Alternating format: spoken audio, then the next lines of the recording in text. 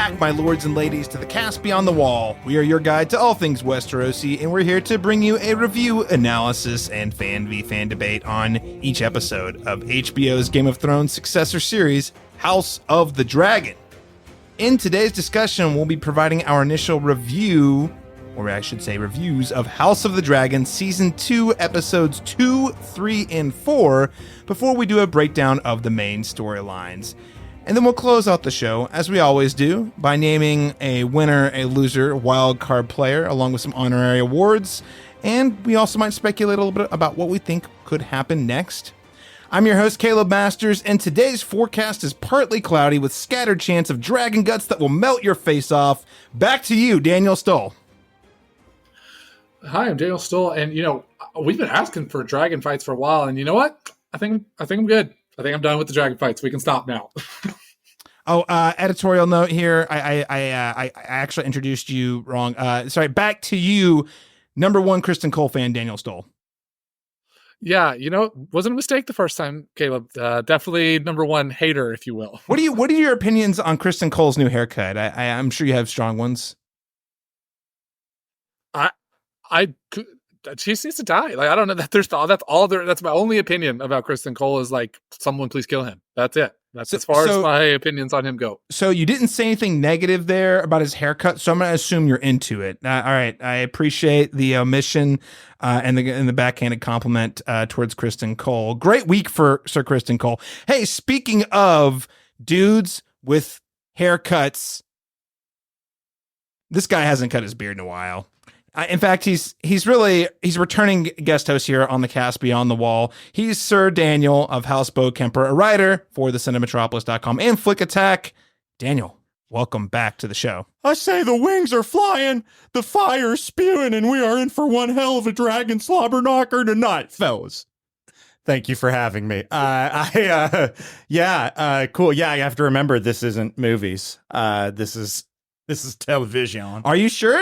It was pretty cinematic, though. It is. It really is. And I honestly, we were talking a little bit before this, but I'm like kind of glad that this is the cluster of episodes we're doing, because they do kind of lend themselves to like a maybe not so much a prologue, but like definitely fit. I feel like if you watch any of these episodes independently, maybe save 4, they're not quite as good. But watching them all at once, I feel like it's a pretty strong, cohesive experience. Yes. So thank you. That's a great little segue here. Of course, as I said, we're going to be covering season 2, episode 2, 3, and 4 for all the people who are keeping track out there. That is episode 2, Rhaenyra the Cruel, that is written by Sarah Hess and directed by Claire Kilner. Episode 3, The Burning Mill, written by David Hancock and directed by Geeta Vasant Patel. And episode 4, The Red Dragons and the Gold, written by showrunner and executive producer Ryan Condal and directed by executive producer Alan Taylor. I knew episode 4 was going to be big when I saw who was down to direct, and then we discovered who was writing. I was like, oh, okay, this is going to be a big one. Can you explain why that would be a big one? Well, for someone like me who doesn't know. Okay, so Ryan Condal is the showrunner, right? And Alan Taylor replaced Miguel Sapochnik this season as the more. So Ryan Condal's got like the writing side of the executive producing and the more creative storytelling, whereas Alan Taylor is picking up more of the directorial side. Okay, so that is how the responsibilities broke down in season 1. So essentially, when Miguel walked, they had to bring in some other director with some expertise in the lands of ice and fire.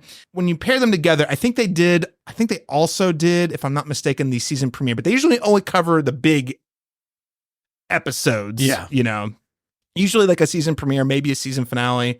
Anyway, man, we have so much to cover. 3 episodes. We're calling this Pod 1. But before we get into Pod 1, you can track all of our posts here on the Cast Beyond the Wall on our social media channels.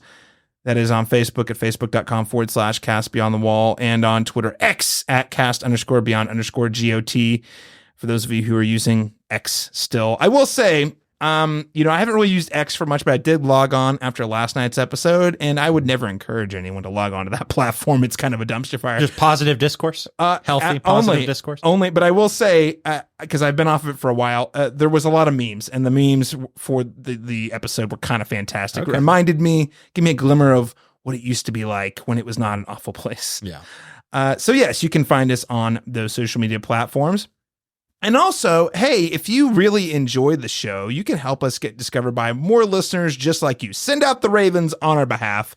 Write us a review for all the lords and the ladies of the realm on Apple Podcasts, and leave us a rating on Spotify. Oh, I should also note, this is a spoilers disclaimer. Hey, Daniel Stoll, have you read any Fire and Blood, the book? I have not. Daniel Bowkemper, have you read Fire and Blood? I held it in my hands at Barnes & Noble on last Wednesday, but no. He thought about it. But I almost It's the thought that counts. It's the thought that counts. I have also not completed Fire and Blood. We're not going to be spoiling anything that happens after season 2, episode 4 of the show. So if you don't want to know, because those spoilers are out there, the internet's dark and full of terrors. We're not going to be spoiling anything that happens after the events of these 3 episodes. On that note, we did get one listener email. I think it's going to take us right into our talk on episode 2, 3, and 4. Got this email in from listener Tracy Darnell. But this also doubles as a correction. But I just wanted to point this out. At the end of our last episode, where we recapped episode 1, Daniel Stoll and I thought it was a little unclear to us at the time whether or not Cheese and Blood had killed the right kid. A listener wrote in, Tracy said, "Hey guys, wrote a review on Apple about this, but thought it was better to send an email. Firstly, Tracy, thank you for leaving us a 5-star rating on Apple Podcasts. We're so thankful for listeners just like you." Okay, so it's definitely Jaehaerys that is murdered, is what the email says. Firstly, look back at the scene from when Aegon brings Jaehaerys to the council meeting. Look at that kid's face. I tried that. I watched this thing twice, man. Those kids I will say, they were, and they even, when they cross cut between the 2 kids, you're like, I don't know. But then they go back to the same scene with Blood and Cheese where they're looking at both kids trying to figure it out. The 2 kids, while similar, look totally different. And you can see they chose Jaehaerys. Then secondly, when Helena runs to Alicent's room afterwards, she says they killed the boy, which is what you said, Daniel. Yeah. As she holds her daughter. So definitely killed Aegon's heir. Tracy, thank you so much for writing in, and thanks for listening to the show. And yes, as soon as we saw the opening of episode 2, I was like, yep, I guess it was not supposed to be ambiguous, actually. So, you know. But hey, I think it sets up nicely for us to jump into this pod of episodes here. So we open episode 2 with the death of Jaehaerys, which really kickstarts what I think is sort of like the lead up to the actual beginning of the war. Yeah. So with that said, what did we think of this pod of episodes being season 2, episode 2, 3, and 4? Daniel Stoll, what did you think? I really enjoyed these episodes. I know when we came in on the pilot, I was a little cool on the pilot of this season. Just felt like it was kind of an introductory thing. There wasn't a lot happening, which makes sense for a pilot, but I was a little cool on it. And I have really enjoyed these episodes, specifically 2 and 4, if we're being a little more specific. I feel like the performances have been pretty stellar. If you recall back to episode 2, there was a lot of moments of prolonged characters talking in rooms and really sitting with the characters and getting to feel some of the emotions. I specifically am recalling the scene between Rhaenyra and Daemon before Daemon decides to run off to Harrenhal. That scene in particular really stands out to me in my mind. Even it's just the 2 of them talking, but the performances really were shining in that scene. So yeah, I've really felt the a lot more connected to the characters in the last couple episodes in contrast with the pilot. And so I've really enjoyed that and thought that that's been a great, reminds me a little bit of the early seasons of Game of Thrones, where there's just a lot of space for characters to have room in a scene. And I've really enjoyed that. And, you know, obviously building up to this pod ended up being a pretty great 3 to put together, because all of it has been building up to what is the final moments of episode 4 with the first sort of dragon combat that we have seen. So it ended up being a really good thematic group, I feel like, to sort of group them in this way. Got kind of lucky, I think, on that regard. So yeah, I've been way more up on the last couple of episodes than I was on that pilot episode. Or not pilot, excuse me, but the first episode of season 2. The season 2 premiere. And thank the gods, the old ones and the new, that our scheduling logistics happened to line up with the thematics of episodes 2 through 4 of this season. Daniel Bowkemper, sir, what did you think of these 3 episodes? Yeah, no, I really like them. I'm going to echo a bit of what Daniel Stoll said in that I think, episode 1 wasn't like, I still thought it was interesting and it was intriguing, but there was a lot more table setting and not very much, there's not a lot of character development within it to me anyway. Whereas between 2 through 4, yes, you have a lot more time with characters. And I think it also speaks to some of the power of the characters. You mentioned, Daniel, the like ability to just sit with those characters, but you don't always have to have dialogue in order for a character to develop and resonate. And I think that speaks to the power. My personal favorite, and I think I might be stealing this a little bit from you, from what I recall from last season, but I wasn't entirely on board with Alicent, but as season 1 went on, she quickly became my favorite character, and that has fully carried over into season 2. And I think even the moments of her just sitting in her bath waiting, and she's like getting, scrubbed on by her, the handmaidens or whatever, and she shoos them away, and it's just her sitting there and waiting. And I feel like there's so much just like, or contemplating, I should say, but there's so much weight placed on those scenes, and it's hard to earn that. And you really do have to have a compelling character to have silence speak volumes. And I think it does in the case of Alicent. I don't think it's like treading water. There are some structural things, and I'm glad that episode 4 broke it. But I was speaking to Caleb earlier, and this is a very superficial gripe, but it's one I notice in that episodes 1 through 3 kind of ran into the same convention where their climactic moments were all hinging upon someone covertly sneaking into somewhere to accomplish something. And I felt like it was weird to me that you had 3 back-to-back episodes of Metal Gear Solid. And then you like, speaking of Metal Gear Solid, have we talked about Vagar? Yeah, we'll get to it. But yeah, there's more, not by coincidence I bring that up, but it's just, to me, it's that sneaking in, that espionage. It's good. I'm not saying they're all like identical or serve the same purpose. I think those scenes are still good, but you do start to notice when the structure of an episode leans on the same convention, and episode 4 breaks that convention. And that's kind of neat. I don't think it was like intentional, and I don't think it's like, it's even hard to criticize as a weakness, but it's just something I kind of notice that starts to, if they kept doing it, it would feel overly stilted. And fortunately they don't. So I kind of like that. And I really like, he's not my favorite character. It's kind of like with you, how you relate to Kristen Cole, Daniel, in that like, nope.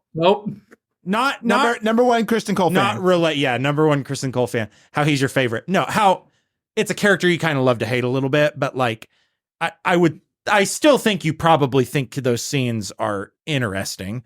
Like you want to see something bad happen to him, and thus you are compelled by that character. For me, Aegon is kind of the same way. Yeah. I really, and I think with Aegon, it's like with like Joffrey, or I know Ramsay wasn't a child, but he is basically like, he kind of like, they both are just kind of evil inherently. Like they don't really, you don't have true development with them. It's just like, this is how deep how nefarious I am goes. Whereas like Aegon, it's like for a second, he's just like grossly unqualified is his problem. Yes. And so then he like, we get sequences of him, trying to be a good ruler. And he's like, yeah, I'll give you all your goats back and whatever. And then he's like, my lord, we can't give him the goats. The dragons need that to eat. And he's like, oh, fuck it. Never mind. And like, it's like he starts to learn like cruelty is more convenient in a lot of ways to get people to listen to you. And like, to me, building an evil or a bad character or an antagonist out of that principle, where you actually see how that forms and how they can become like that, is more interesting to me than, as much as we love to hate Joffrey from the original series. I think Aegon has like actually more depth to him in that way. And that makes it, I don't know, for me, a lot more interesting to see. And we get a lot of we get Aegon's decline, his ebbs and flows. And I think, we'll get into it a little bit later, but I think there's going to be a direction that, presuming something happens that I assume is happening, that there, I don't know, there's going to be a change for that character that I think will be really compelling. But yeah, I agree. I'm glad you brought up Aegon, and I've been in the same conversation about him versus Joffrey, and you know, Joffrey is sadistic, and you're always designed to hate him. I do think Aegon, you're supposed to sympathize with him a little bit, and I also think that the actor Tom Glenn Carney is doing a really good job at making him kind of funny in a way that Joffrey never was. Like Joffrey was like.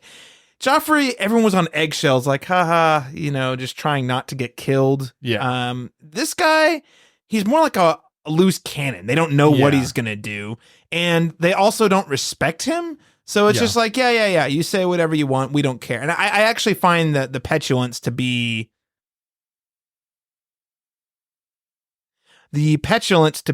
a lot more interesting and compelling overall. Yeah. So we'll see what they do with that character, but I do think it's a great compare and contrast. He brings he does bring a certain element that I felt like was generally lacking from season 1. Mm-hmm. And Daniel, still to take it back to what you were saying about, you know, specifically the scene between Daemon and Rhaenyra, we are starting to see the fruits of season 1, which is season 1. I thought in general was pretty good, but especially in the first half of that series, that season, there was so much time jumping around. It didn't feel super coherent necessarily. And now, because we have that history and that context, though, it is paying off. When that scene always would have been good, but now that you've literally lived that with them, where you can understand the complex emotions both of them have related to Viserys, and seeing how they butt up against each other, really makes for some compelling drama that I think we only really get because it's earned from that first season. So overall, I think this is a really strong pod. I think the build up to the climax at the end of episode 4 is pretty impressive. Because I will admit, in the first half, I was like, this is taking a lot longer to get where I think it's trying to go than I think it needs to. But I think the idea is that this war, there was a lot of attempts to avoid the violence. Yeah. And it wasn't actually the people in charge necessarily who were driving the violence and the calls to war as much as it was their second or third hand people. You know, you're hiring assassins to go and kill the sons. You know what I mean? It was more of the petty crimes that were sort of fueling this overall frustration. Daniel Stoll? Yeah, just to piggyback off that, like I think even specifically they make a pretty clear point in episode 3 of it's not, you know, it's specifically the women are trying really hard to, like Alicent and Rhaenyra herself are actively trying to do everything within their power to stop this violence. And there's a lot of these men around who are like, violence. Like, I think that's a pretty clear theme through these 3 episodes of like Alicent and Rhaenyra specifically try to do as much as they can to prevent any of this violence. And it's these like you said, they're not the leaders, but like these other men who are trying to sort of vie for power that end up being the, you know, enacting a lot of this violence. Yeah. And I think another thing that this pod hits on, and it's a note that the season right now is hitting on repeatedly. It did it a bit in season 1, but it does it more now. And I think it's more powerful this way. Is that the sides are very indiscernible, especially for like the small folk. And there are some feuding houses that don't really like, they're just waiting for a reason to kind of kill each other. I think the opening to episode 3, I believe, with the Blackwood and what are the 2 houses? The Brackens and the Blackwoods. The Brackens and the Blackwoods. Like they could fight over fucking cattle fences, which is what they do. And like they don't really need to like declare a side, but because of the, you know, the society they find themselves in. But I also think, you know, the climax of episode 2 with the battle of the Sir Eric's and the people who are watching them can't even tell who's fighting who or what they are. And I think that's such a good allegory and emblematic of how indiscernible these sides really are. These are just like, these are not just Targaryens, but for a lot of it, it's like just a blood feud almost. And it's hard to tell who's who. Like, no, absolutely. I think this has been a great through line that we've seen this season so far. We'll talk about it a little more when we're recapping the episodes, but they are definitely putting a big emphasis on how the decisions or actions or inactions of the royalty, the 1% of the 1%, the people who are ruling the land, negatively impacts the air quotes small folk. Yeah. You know, and they like especially when I was rewatching them all back to back yesterday as I was prepping for this episode, there's just so many scenes that they don't have to include from a plot perspective yet. We'll see if they pay off later, but it's just the idea they're really setting the scene with like, yeah, this dude just can't get food on his table, or this guy in this bar says he's related to someone cool. Like there's just a lot of highlighting the dynamics of what it's like to actually live in this world as not a royal. Yeah, 100%. And the hanging of the rat catchers. Yes, such a powerful scene to explain like. I don't know. I think this is what this series actually does probably better than Game of Thrones, is that it does show the perspective of normal folk. And at least if you can't get into the mind and have a character that's among them, that's very like deeply rooted among them, you at least have this, at least not yet. I think we might get there. But at the very least, you get their experiences thrown out, and you get to see the consequences of, again, the royalties' actions. And I don't know, I just feel like that gives it a lot more gravity. Yes, 100%. The last thing I want to say, just in terms of like thematically things that I really loved seeing in this first pod here is, we see the fall of Otto Hightower and Alicent Hightower. Alicent Hightower has essentially been pushed aside. Otto Hightower is removed his hand. And these were the people, and they actually got out of the way to be like, you guys worked so hard to make sure your family was in control. And yet, despite every plan, despite your work, you still have ungrateful children who are like, yeah, I don't need you. Yeah. You know what I mean? At the end of the day, you can't really control power. No one has as much control over power as they think they do. Yeah. It's very fluid. And who's in power today might not be in power tomorrow. And who's in power, who lost power, as we saw last season, like Otto, can still come back. So I just think the fluidity of how, it's not about the work. It's not about who you are. It's about whoever has the power and how they choose to use it or delegate it or disperse it really shapes the world that we live in. Yeah. I thought that was sort of an interesting turn again with Otto. It's basically his life's work trying to to insert his bloodline on the throne. He finally does it. And then the grandkids are like, you're an old man. Go F yourself. You're boring. Yeah. One criticism I have to say, we'll get into it more specifically. I really thought the subplot with Rhaenyra going to visit Alicent in the temple was very dumb and very bad and very unbelievable. We'll talk about it more specifically. Like, I like the idea behind the scene which is just, what if they could just sit down and talk about it? And she's like, well, because they got out of the way to say, I can't write her. If I wrote her, if I got an email like that, I would be like, suspect email, can't trust it. Phishing. Right, yeah. Flag phishing email. But if I could just talk to her face to face, we could work it out. And they needed, and I think the showrunner, the producers, I think thought the audiences really needed to see that to understand that both of them had tried every other opportunity to avert the war.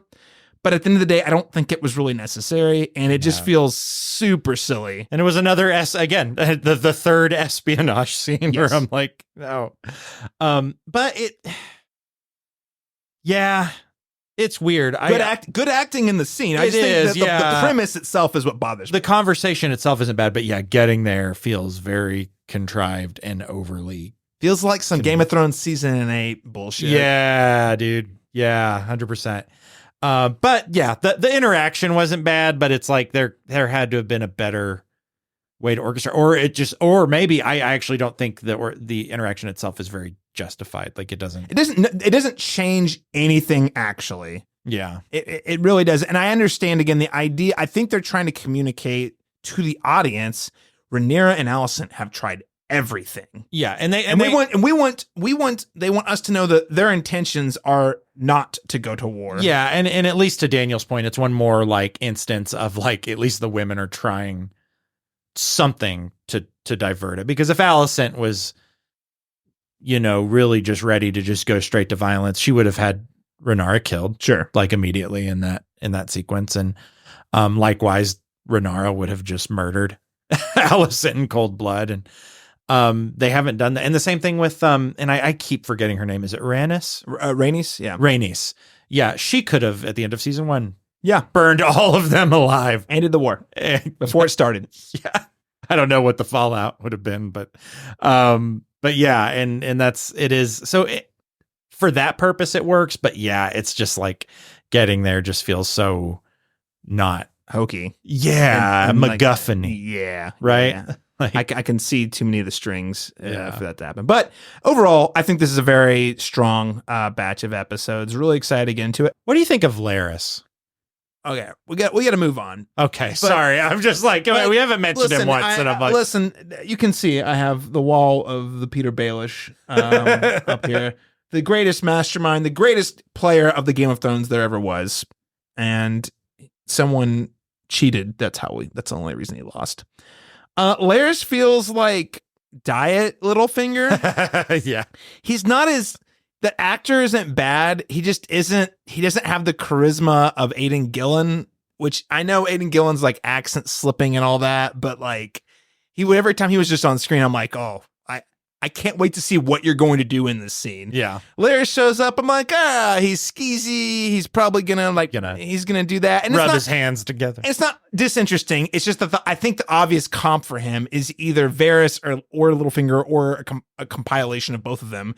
And I thought both of those characters were a lot more interesting than him. Yeah. That said, he's fine. I like him. I like that he's there. Oh, good. As the Master of Whispers. He's creepy as hell. You honor me, Your Grace. With that said, let's get to our recap and breakdown of the different storylines, starting with, ladies and gentlemen, we have an updated title sequence. Starting in episode 3, they add the death of Jaehaerys and the rat catchers hanging from the wall to the end of the opening credits, which is great. Once again, not gonna lie, last season's opening credits, visually not interesting, hard to follow, didn't really tell me much about what was going on. However, when you bring in this little tapestry, now we're adding to it as the season goes along at strategic points. Like I'm betting we're probably going to see an update in episode 5. Mm-hmm. Pretty visually compelling and just gets me excited. Daniel Stahl, what do you think about the opening credits? Yeah, I think, I'm glad that they've made the change that they've made. And it's always like calling back to Game of Thrones. It's exciting to see that they are going to implement that sort of changing what we see based on what is happening in the episodes. I think that's really cool. Yeah, I'm all for it. Daniel Bowkemper. I think Max needs to make it not as easy to skip the opening credits because I have not watched the opening title sequence because it highlights the skip button. It like begs you to press it. And my NVIDIA Shield remote fits so well in the palm of my hand that I just hit that big button. I didn't know there was anything going on with the tapestry. I'll go back and watch it, but I like that from other television series. I like it when they add things based on what unfolds in the previous episodes, but I did not. I have a moral. I have a moral position about people who skip opening credits. I think Daniel Bowkemper, it's been a pleasure having you on. Thanks for joining. I'll get out. I'll see you. See you guys. I would love listeners to get a survey. Do you watch the opening credits week to week, or do you skip it? You can email us at castbeyondthewall@gmail, or you can email us at castbeyondthewall@live.com, or hit us up on social media. Want a quick survey because I think the opening credits set the mood. They're an essential piece of the experience. It's like, why would you skip that? And not only that, they go above and beyond to add every week. So mofo's like, you can't justify skipping it, Daniel. I wouldn't skip it if they took out that fucking skip button. They didn't have that skip button. I wouldn't skip it, Caleb. If they didn't give me the if I had to fast forward through it, I wouldn't skip it. That's too much. Dave Zaslav, you motherfucker. And please, listeners, vindicate me through your survey responses or not. Oh, goodness. Okay, well, so Daniel Bowkemper is disqualified from having an opinion about the credits, I guess. With that said, let's move on to we're going to start in the King's Landing portion of the storylines. More specifically, we're going to kind of hit on the main storyline. So let's start with what I like to call King Aegon's blunder. So opening up episode 2, in a temper tantrum following the news of his dead son, King Aegon demolishes Viserys' model of King's Landing, i.e. Viserys' life's work was to build this model of King's Landing, and in just like minutes, Aegon just breaks it down with his sword. Let's see, later in the same episode, once they find out they have captured someone, he beats one of the murderers or assassins, Blood, that was his name, to death. And then, because he can't root out, Blood does give him the key information that the other assassin was a rat catcher. And when they cannot identify which rat catcher, he just decides to hang the entire city's rat catchers on the wall. Oh yeah, and while he was at it, he relieves Otto Hightower of duty of Hand of the King and names Sir Criston Cole Hand, one of the most level-headed strategic minds in all of Westeros, who is in no way a conflict of interest after just stepping into the Kingsguard. So there's lots to unpack. There's still more to unpack here, but I just want to stop for a second. Aegon's not really got a lot going on here, but he does have Otto Hightower, a man who has clearly, as we discussed at length last season and a little bit this season, definitely aims for power, right? Mm-hmm. But also, he's actually a politician. Yeah. Who's like, what if we just didn't have a war? What if we like figured out how to just win the affection of the kingdom without having to spill blood? And what if we actually made you look really good by doing that? Because, you know, again, as we said earlier, the temper tantrums of the royals tends to impact the small folk. Well, Aegon doesn't like that. He's tired. He's bored. He wants to see some dragons light some stuff on fire. And this moment was just so upsetting to Otto that he had Otto wishing that Viserys was king again, which is funny because he didn't really like Viserys either. Yeah. His final words as he walks out of the room are, "You will regret this." So, question. Will Aegon regret this? How does Aegon's decision to change guard tell you how he will be as a ruler, Daniel Bokemper? I mean, he's just what I think Aegon is realizing after a very weak attempt at like statesmanship and trying to be a benevolent ruler is that malevolence tends to work. And when he lacks the wisdom or the foresight of Viserys, who was able to orchestrate a steady and for the most part sustainable form of peace. And I know Alicent says it later, you are throwing away, I think it's a century or at least decades of peace that he inherited. It was like 200 years or something like that. Something like that. Most of it, you know, guided by Viserys, or a good chunk of it guided by Viserys at least. And I think it's just he's already knows that there's a lot of pageantry of being a royal, and this idea of righteousness and this idea of being, you know, divinely appointed to this station and that you hold a certain character. But Aegon knows, he's grown up in it, that these people are a bit corrupt and they don't always do great things. And I think for him in this like kind of playboy position that he's in, that he's just like, whatever, like I'm going to wear the cruelty, the force on my sleeve, and I'm going to be in some ways exactly the king that people would think I am, because at least that to him that king is effective, and he's no longer seeing that peace as something worth bragging about. He sees that as a sign of weakness, and clearly it's led to he's saying he's like basically like inaction is weakness. Yeah, inaction is weakness rather than like sustaining, again, trying to maintain some form of stability. And I think that's what he's doing, and he is purposefully surrounding himself, you know, with Criston Cole being, you know, the prime one, making him the hand of the king, most qualified man in the kingdom. Yeah. Well, I don't need soft hands, I need steel hands or something. And he does say that. Yeah, and it's like it's that he doesn't care. What he wants now is just gross uses of force. Admittedly, he's dumb, too, right? Because he's convinced that Aemon is just going to blindly do whatever he tells him to do.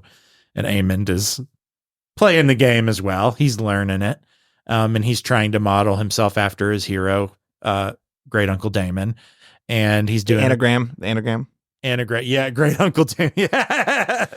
But yeah, it's I don't know. So like to me, it just feels like Aegon it makes more sense how they're like building up his trajectory towards being a terrible, malevolent ruler, but it's very, yeah, I think that's what it is the turn to like, now we're getting somebody who is going to be fully corrupt. They're not going to attempt to hide it in any very intentional and deliberate way. And the Westeros was lucky to have 200 years of not terrible rulers. I get to be the one who breaks that to be a catalyst for change. Whether or not that change is health, it's not. It's going to result in a lot of people dying. But I think he's like sees it as like, this is how I'm going to carve out my path, as I'm going to be a very harsh ruler, the one that my father was incapable of being, because he thinks that's weakness. Right. Yeah. I mean, it's a contrast for sure. Daniel Stoll, what do you make of this? Yeah, to bounce off that a little bit, I think not only does he see inaction as weakness, but action is something that like is big and visible and easily measurable. Like it action is not like having a conversation with someone. Like action has this like, I got to do this big thing so everybody can see that I'm doing this. Like, you have to hang all the rat catchers so they like you need to see what I'm doing. Like you need to be, it needs to be like, something you can witness. Like, and honestly though, I think they've really done a good job developing his character, because I think a lot of that comes from like a real fear of being seen as incompetent. And like, he's really overcompensating that. Like, like he has these fears, which are somewhat warranted, of like, people see him as an incompetent person. Like we already know the whole thing about his Viserys not teaching him or training him in any kind of way. And we already kind of saw that back in the first episode of him trying to have that a little bit of a different approach with his own son. But he's not been prepared for this, and he knows that. And like, so he's doing these like very big thing. He wants to do these very, very big things to distinguish himself as different. Like you were kind of saying there at the end in the comparison with his father, like, he needs it to be different so they will know that it's him doing it, and like he could do something.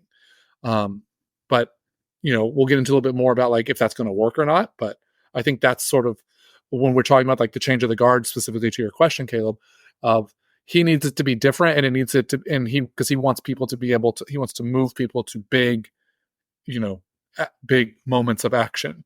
That is what strength is. Even if the moments of action actually might be devastating to the actual people of the country. Yes. Definitely not in any way familiar at all with modern politics at all whatsoever. The thing that interests me, and I said a little bit earlier, is this idea that, relating it to real world politics generally, not specifically, but the idea that you can have an entire generation who works very, very hard to carve out this path for someone to step in, or a group of people to step in, only for that person or group of people to step in, take the work that was done and say, yeah, thanks for the boost. We don't need you. Bye-bye. Mm-hmm. Read into that statement however you will. But I find, again, the fluidity and the danger of power and that, from that perspective, to be pretty terrifying. Yeah. Because you never know what the person who's going to get the power is really going to do, because no one really raised Aegon to be a good king. I mean, Alicent didn't raise him to be a good king. Viserys didn't raise him to be a king, because Alicent was more worried about the power. And Viserys was more worried about Rhaenyra. And Rhaenyra just was sure she was going to have it. Mm-hmm. So you can't always control what the people are going to do with the power once they have it. Even if you have done all the work to give them that opportunity, you cannot assume that you will have control over them. Mm-hmm. So the idea, it's sort of in a lot of ways poetic that Otto Hightower is thrown out by Aegon within 2 episodes, 3 episodes of Aegon being crowned king. Just to show that, hey, they don't actually, this new breed, you don't bring what they want. You were good at the old game. We're bringing in the new game, which is it helping people? No. Is it driving my ratings up? I think so, or at least it's driving it up with the right people. So I find all of that to be pretty compelling and a little poetic on, in terms of like the rise and fall and the rise again and the fall again of Otto Hightower. Do you think if Otto had some Skibbity Ohio Riz, Aegon would have kept him around? He said, "Wait, I know what the young ones are into." Yeah, my lord, Gyat. Okay, you could stay, old man. The other thing that I find interesting is, and it's also something that you see often from, I would say, inexperienced leaders, is he's stacking his crew with yes men. Like, there's they all go out of their way to point out about how he just replaces his entire Kingsguard with a bunch of like dude bro youngsters, which is going to has to bite him in the ass somehow. Oh yeah, and I hope it's the most hilarious like Benny Hill sequence of all of the Kingsguard getting slain. Yeah, I mean, none of these guys, they just like, yeah, dude, that's a great idea. You should do it. And then he changes his mind. When you put it that way, actually, that's a great idea. Anyway, just to say that changing of the guard, sometimes it's sloppy, sometimes it's scary. So let's move on with Aegon, though. He becomes gung-ho about attacking with dragons as the Daniels, you guys have an Oscar, have noted that he wants to have big, highly visible action that shows he's going to hold Rhaenyra accountable. So his small council, now led by Criston Cole and Aemond, encourage him not to use the dragon in battle. Now, this is one of the benefits of watching all 3 of these episodes together. Mm-hmm. It was really interesting because I thought it was strange that they really also had been talking about attacking with dragons. We're suddenly like, yeah, man, we shouldn't do that. We super shouldn't. That's a bad idea. Yeah. Get back to that in a little bit. Aegon seeks counsel from Larys, the new air quotes master of whispers. That is a position that will later be held by Varys in the original Game of Thrones series. Larys shares that people believe Aegon is weak and is being manipulated by the people in the small council. Let's see. He also has a moment where he walks in on his brother in the brothel and taunts him for staying with his first love. So again, lots of small dick energy here, like just all over the place. A lot of lack of confidence. He throws a fit in his small council meeting, insisting they should use dragons again, only to discover that Aemond and Criston Cole have been communicating on strategy without his knowledge or input. So I thought that was kind of it's a setup that pays off in a later episode. Yeah. At first they're like, yeah, man, you super shouldn't use dragons. We just got to do this one thing. Harrenhal. Oh, wait, we're not actually going to Harrenhal. And yeah, we super have a dragon that we're going to use to attack, but we didn't want you to come because you suck. Yeah, you kill the vibe, dude. And then when Aegon runs to Alicent to vent his frustration, she just puts him in his place and says, just do what they need you to do. Nothing. Fucking go have a long sit. Just sit and let the adults play at sit at the kids' table, basically. Yeah. So I would love to get you guys' perspective. So we have, on one hand, as we just discussed a moment ago, you have this hothead leader who's just determined to like prove himself to both the people, the citizens of Westeros, and also his own small council. He wants that respect. So what do you make of his council's non-response to his whims? Tell us about how the people and also the leadership perceive Aegon. Daniel Stoll. Yeah, I think kind of as I alluded to a little bit ago, they see him as incompetent, and they don't see him as having much value, or and he doesn't have anything to bring that no one else isn't already bringing. They are able to, so they sort of seem like in a way that Otto Hightower did as well, of just like the sort of incompetent kid, like. That is unable, not prepared, or ready to take on the leadership role. And so they sort of like say the things they need to say to maybe appease him in some ways, like in the moment, so they can get on to kind of what you're saying, like, all right, appease the child, and then like we'll get on and we'll do our own thing at our own time. And like as we've been alluded to, like they're actually like having a lot more in-depth conversations outside of the council. They come in the council to maybe sort of restrain him or in some ways, but then like the actual strategy is happening not or with him because they don't need his input or his input isn't valuable. Mm-hmm. Daniel Bookemper? Yeah, to me, it's very obvious that they're just a part of this obligatory process that can be useful when you have, Viserys or a leader who's competent. But right now they have to watch, a lame duck stumble through their rule, not knowing what he's doing and not willing to take any advice or feedback from anyone who doesn't explicitly reaffirm his own decisions in a manipulative way, but still doing so, like Sir Criston Cole. It kind of reminds me, seeing the small council in some of these sequences around Aegon, it really reminds me of the opening of Dune Part 1, where you have the Emperor and you have the Empire and the Spacing Guild all arrive on Caladan, the Atreides home planet. And it's this huge, big, like, ritual to just sign over control of Dune from Harkonnen to Atreides. And like everyone's just looking kind of tired and they're like, do we really have to go through all of this? And it's like, yes, we do. And that's what I get from like the council is like, they are so very tired, but how can we direct this loose cannon, as you described him earlier, in a direction that will, in a way that it will fire on our behalf and not absolutely ruin us and completely undermine everything we're going to do. Because it's like every action they want to take, there is the constant concern that Aegon will probably sabotage it in his own ridiculous way.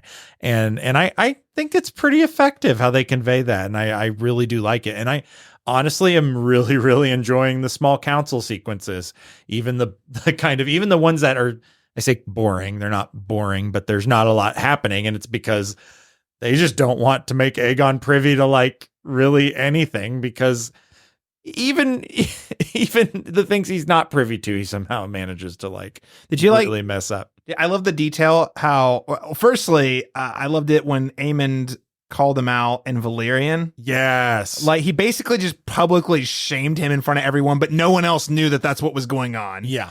And number one, it was just, I was like, wow, Aemon, that's a power move. I freaking love it. Ballsy and confident, and you know what you're doing. And then number two, only to show how accurate he was and how smart he was to do that, because freaking Aegon can't even actually speak straight Valyrian. It's like what he ends up saying is like, but what if we perhaps made war? Question mark. Yeah, like it's just word salad, and it's me talk pretty one day. Like it's God. Very kind of give me like a weird David Sedaris moment. It just shows how unfit for this job he is. Yes. But yes, at the same time, he wants to prove himself. So like they're trying to keep him looped out of stuff so that he doesn't mess up more things. But he's also so insistent on inserting himself into the things. Yeah. We will come back to him at the end of the episode of a recap here. But the one thing I want to say here is he in some ways feels like the Tom Wamsgams of leaders here for Succession fans out there. He's got no real power. He's just doing what other people tell him to do. Yeah. He's just a puppet, Mm-hmm. But we'll circle back to Aegon here in a minute. Let's talk a little bit about Alicent's quest to retain influence. So, in cooperation with her father and daughter, Helena, so we're jumping back to episode 2 a little bit here. She rides through King's Landing as a funeral procession to win the sympathy of the citizens of the death of Jaehaerys. Alicent then convenes with Otto after he has been dismissed from the small council. He states that he plans to return to Old Town. They talk about a few different things about how they're going to rein in Aegon, even though they're both kind of being pushed out. One thing that stuck out to me here, though, is she's deeply regretful and sad, and she's like, "Father, I need to confess. I have sinned." And I'm pretty sure she's about to confess that she's been sleeping with Criston Cole. And Otto's like, I don't need to hear it, man. I just got kicked out. We're good. We're good. So there's that scene. And then we also see her then walk in to check on Aegon directly from that conversation to check on Aegon, who is just in his room crying like a little baby. Mm-hmm. Like after he fired Otto Hightower. So I guess, question here, because Alicent and Otto were really last season the power drivers in terms of the Hightower regime and seemingly the planners. What does Otto's removal mean for the Hightower's long-term plot to rule over the realm? Daniel Stoll. Yeah, I actually think that, thinking back even to the first season, I was a little irritated, or like, I wasn't Otto's biggest fan. Not that he's not interesting, but like I just wasn't a big fan of like him and the way that like he chose to conduct himself or do certain things. And I really started to actually feel for him a little bit, in especially that second episode where he's like trying so hard to like, yeah, he's talking about doing some like terrible things in the way that they want to utilize the child's death to their advantage and blame Rhaenyra, like, but like politically, like that's a great decision, right? Like, yes, that's like a shitty thing to do, but and then like he's like trying so hard to like get Aegon to like do the right thing and guide him in a way that's not like condescending. Like even thinking back to the scene where he's talking about all the sheeps and the pigs, or the sheep or whatever it was that he was like, or goats, I think.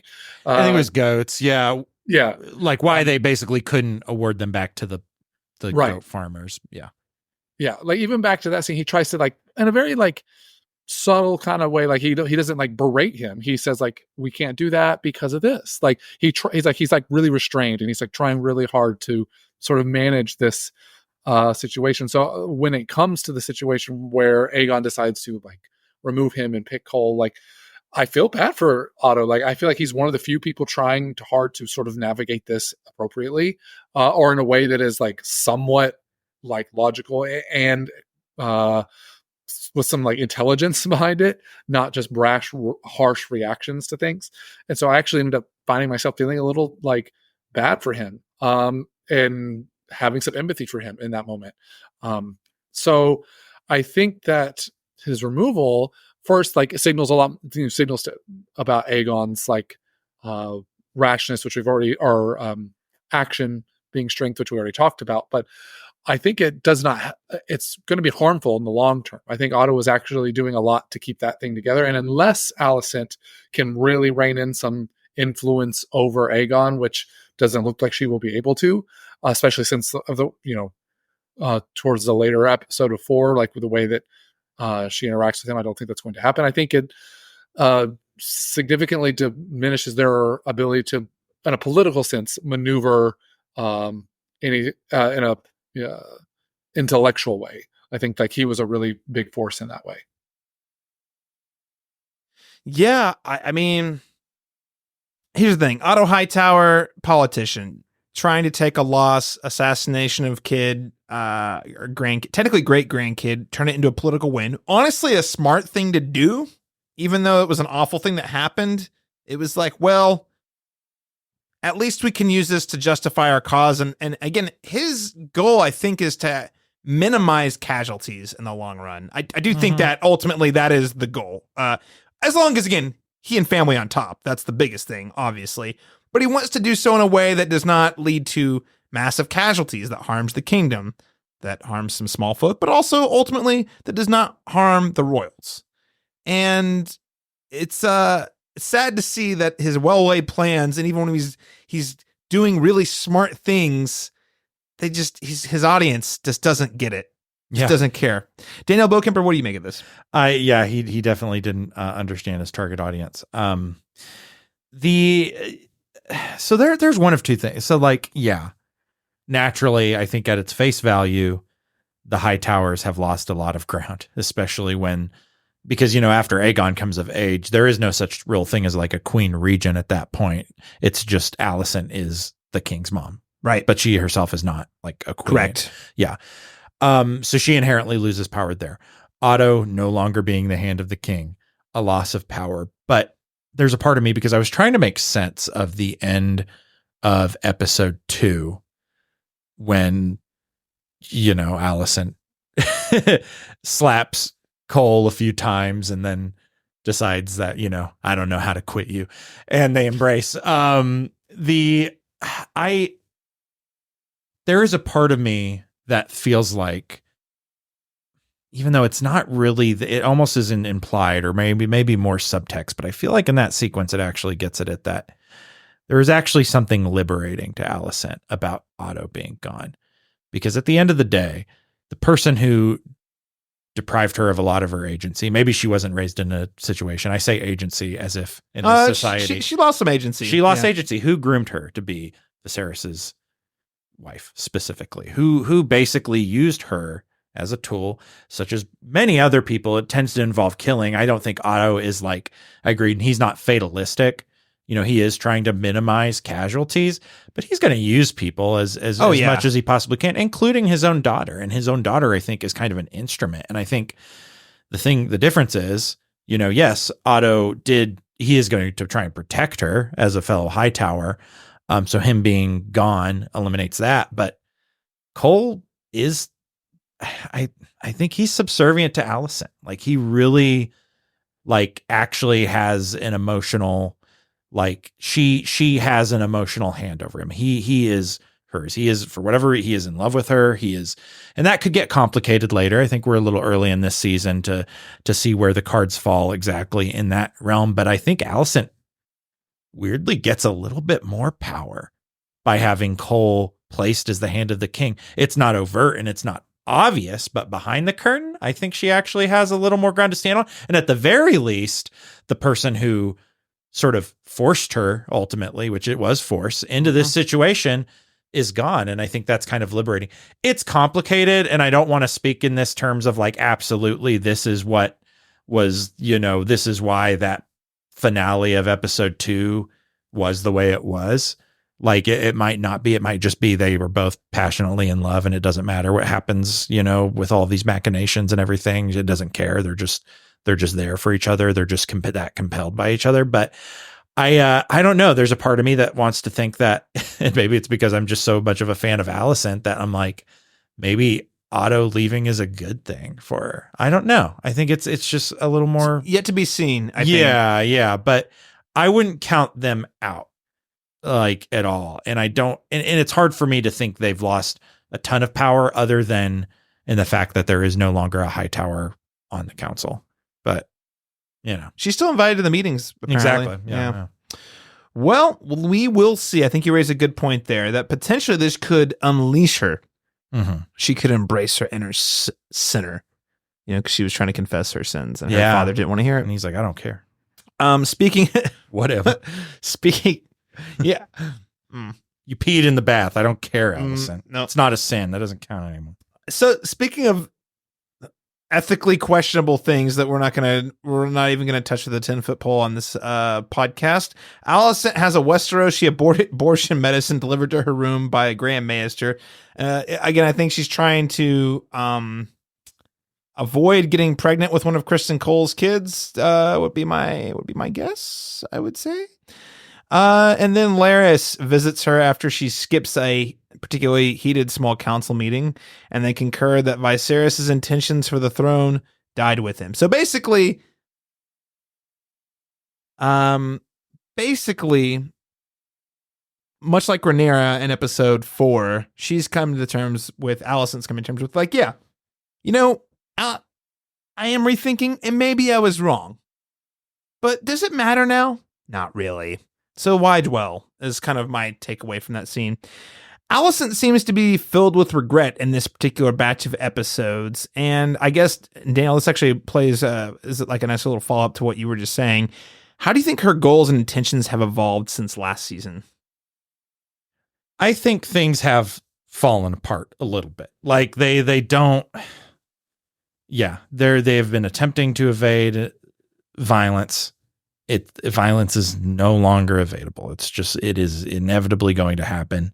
There's a few too many cooks in the kitchen, and they all have dragons. And I think there is no concern to preserve what Viserys intended, because what Viserys was conveying ultimately was a prophecy that is largely a bit ineffable. Like we as the viewer have the hindsight to know what he says is real, and it's going to lead to very real things that we get to see unfold. But to her, it's at this point, it sort of just boils down to survival. It's beyond her. I don't think there's any more of a concern of what is good for the realm. I do think Alicent is shifting to self-preservation, which maybe is at the heart of everyone's motivation when it comes down to it in this series. But I think with her, we get a very clear, and again, it's a lot of those scenes, a lot of the scenes with her in the bath, just waiting, or a lot of the, the conversation she has about, it's almost, I wouldn't say it's like nihilistic, but like some of the existential conversations you have, especially with Larys. What is it all for? Probably nothing. And at this point, these are the breaks. We just have to deal with what's laid before us. And I think, there's no longer this, I'm going to be a queen that really leads my people. I'm just going to try and survive what's about to unfold. And to me, that's real. And I really, really like that. So I think her intentions have shifted from, statelyhood, try and keep everyone alive, to more of a, we're just going to have to figure out how we're going to survive this. And you raise a good point. She's also not the queen anymore. So the statesmanship is not necessarily a mandate of her role anymore. Exactly. Yeah. Daniel Stoll?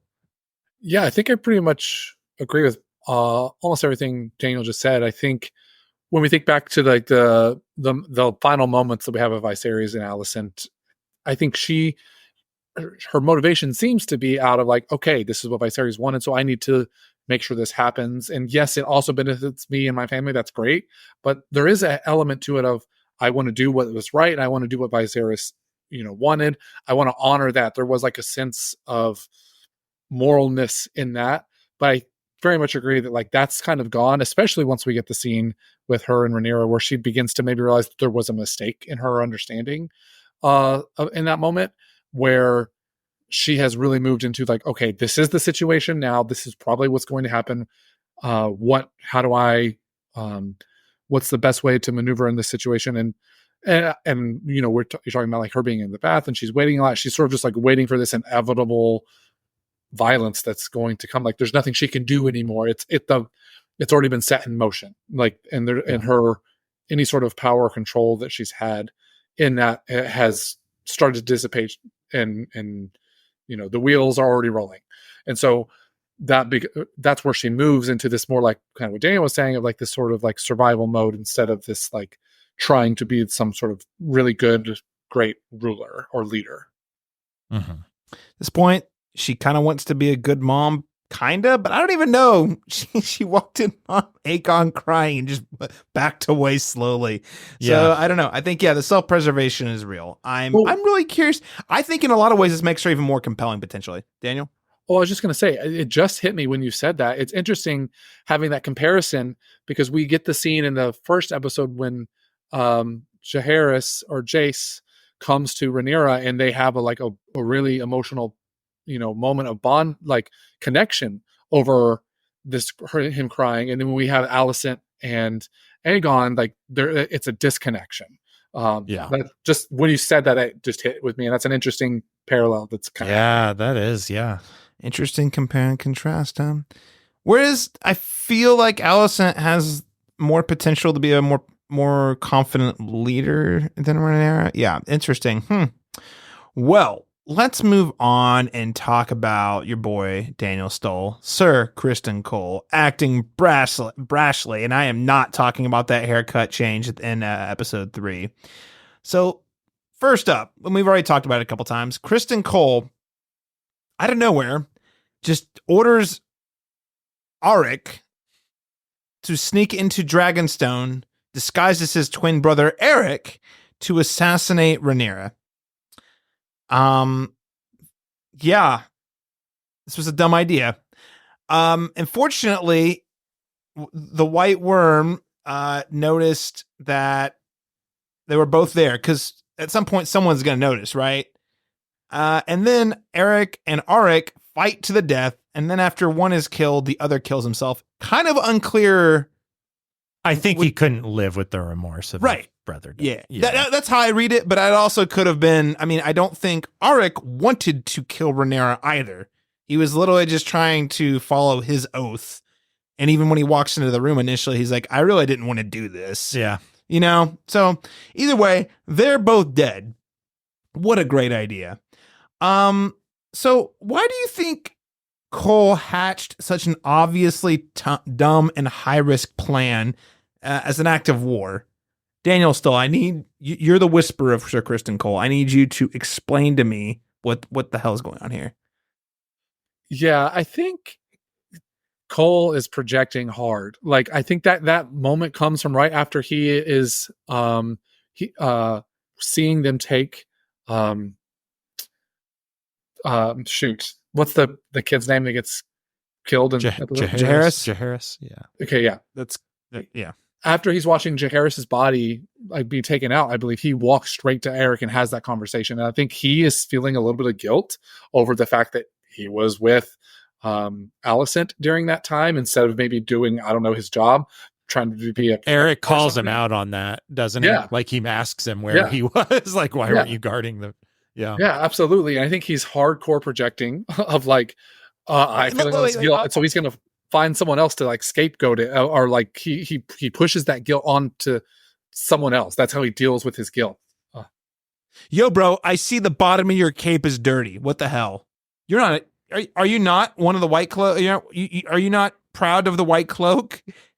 Which leads to a conversation with like, yeah, just go assassinate her. Like, spiraling out of control. So Daniel Stoll, you think he's projecting? You think this is the real problem? This is the problem with Sir Criston Cole?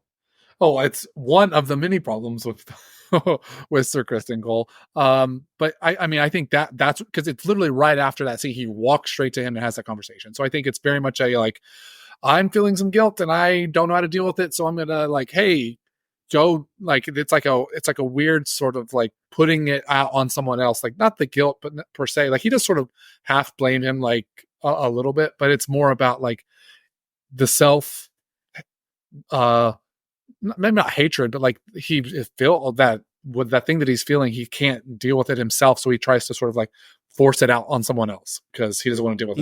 He wants to, even though it's a different burden, he cannot his way to relieve himself of the burden of his guilt is to place another burden on someone else. Yeah. Yes. Yeah, absolutely. And so that's really what's going on there, I think, for Cole. And to be clear, like I've been very clear, despite Caleb's attempts to make it less obvious that I hate Criston Cole. I do think what Daniel said earlier is true. Like I think he's an interesting character for sure. I just hate everything about him. So. Yeah, I know he's awful. He's terrible. It is he is becoming a you love to watch him so you can hate him type of guy. Daniel Bowkemper, what do you make of this brash action? What do you make of this brash action? I 100% agree with what Daniel's saying in terms of he is projecting. I actually think in Cole's mind, he doesn't care if Eric succeeds or not because it's a win-win for him because it's like, here it is. So best case scenario, he kills Rhaenyra. Probably dies in the process. I do not see there's no, there's no way. There's almost no way he can make it out. I mean, he could possibly, but like really he kills Rhaenyra and that's like good for, you know, the, everyone in King's Landing, but he just doubts Eric. He doesn't, it's like part of it is just him calling his Kingsguard. He doesn't like, he's like your brother, your person you're closest with, you know, defected. You two are all virtually the same person, except for your like, your political leaning, like your political ideology. And not even that, it's like the smallest and smallest just the loyalties. Yeah. It's like, who do you believe? Yeah. So he doesn't trust him because of that, because he thinks he could just as easily, I assume he thinks he could just as easily defect as his brother did. And so, yeah, he's like, just get out of here. Like, and if you die, good. I don't have to deal with you anymore. You died on a mission and it was honorable. No one's going to like blame me to a point where they can hold me accountable for this. And I don't know. So to me, like, I think it's in a lot of ways, it's like a seemingly inconsequential plan, even though it just accelerates the war. But Cole isn't really thinking about that. So in that way, it's dumb because it is going to accelerate what's happening. But at the same time, I think as far as he's concerned, the two major outcomes of this thing are good for Cole. Well, he even uses it as leverage for political points with Aegon. Yeah. You're a man of action, Cole. That's why I like you. You acted. Exactly. Yeah, you did. So, and I love, oh my God. And this one of the scenes I love, and one of what would make such a good meme or reaction gif is right before he fires Otto, he explains the plan of the double trouble, Eric. Yeah. And Otto has this like 10-second just glare at Cole, where he's just like, what? Like, and he's like, and then my brain is short circuiting by how stupid this plan is. You can see the smoke coming from his ears, basically. And he's just like, and then he calls it a prank, which I'm also like, this is like Game of Thrones jackass right now. Like, this is, but yeah, to me, like, I don't think it's like the dumbest plan for Cole's interests, but it is a nearsighted plan in that Cole himself is nearsighted and is not considering how quickly this could escalate something that is already escalating very fast. He literally just threw another canister of kerosene into a dragon fire. And that's, he knows that's what the new king wants. Exactly. But that's the thing. Yeah. You know, I actually don't think he thought about this plan. I think he literally just spit it out of his mouth when they were talking. I think, like Daniel Stoll was saying, he's like, I feel terrible. I must go and make someone else's day terrible. Your cape's dirty. You know what? And you look just like your brother. And you know what? If you really believe it, why don't you just go pretend to be him and assassinate? And he's like, wait, that's a good idea. Yeah. You heard me. You should do that. It's such a good allegory for middle management in corporate America. It's just like, my boss yelled at me. I'm going to come yell at you, report. And let me just make you stay here until 9 p.m. His rationale, it's time. The queen bitch paid a price. I also, his hatred for Rhaenyra is just unbelievable, especially considering, we could do a whole podcast on how awful Cole is. Unless you're speaking with Daniel Stoll. So quick note on in episode 3, Cole does march off to war. And again, I don't know how much, I know you were saying Alicent has some control and influence for him. I think that's true, but she also doesn't trust him because she assigns her cousin Gwaine Hightower to march with him. And I sort of take this as a way to kind of keep tabs on what's going on. She wants to have some ears on the ground, I think. So ironically, Gwaine also is kind of dumb and gets caught. So Bela is flying overhead and sees that some of their men are not where they're supposed to be near the forest because Gwaine wanted to go sleep at the nice inn and have a comfy bed, and reports back to Nera. Cole eventually begins invading small castles in the Crown Lands as an attempt to draw Rhaenyra out. So a lot of very easy wins with very, traditionally speaking, in terms of victories, a very little actual victory from taking these castles because it's not like they have lots of resources or anything.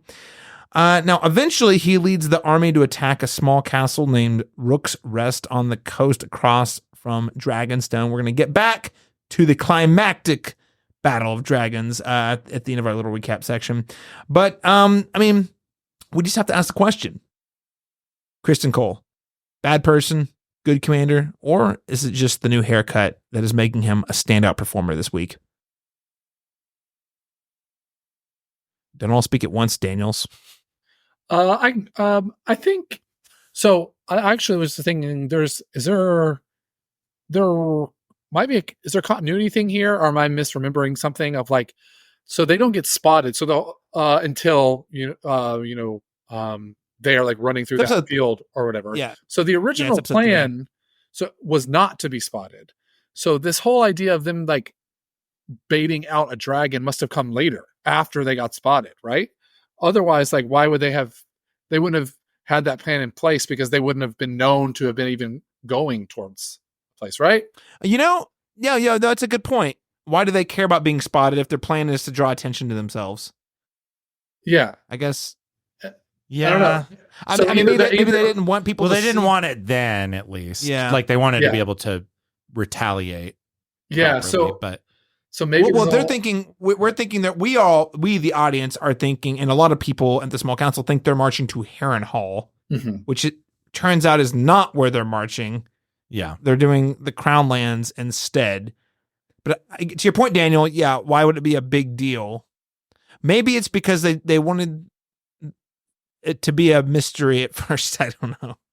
Yeah, that might be a continuity error. I don't know about error, but not super well thought out. I mean, not super well thought out, kind of like all of Kristen Cole's strategies for the most part. And I don't know. I think it's weird because I do think he's a decent. There is something I kind of like about like the White Cloaks and the guerrilla warfare. We see a lot more that they kind of assume in episode 4 a little bit more. Like there's this weird, and I don't think this makes him like a super good commander. I think he's just very bombastic and aggressive. But I think what makes Cole look good is almost by accident in a lot of ways.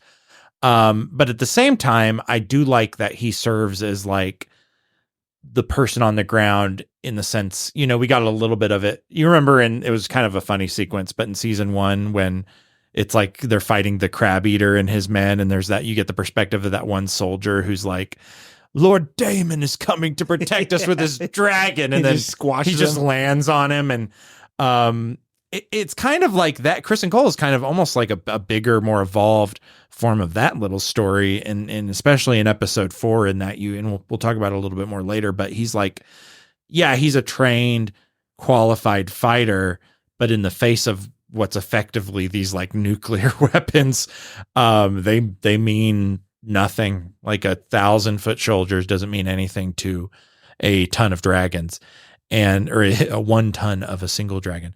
And I don't know. I kind of like that. That doesn't really make him a good commander, but I think that makes his perspective kind of interesting. And the fact that he is in these battles, he kind of is a bit of the Jaime.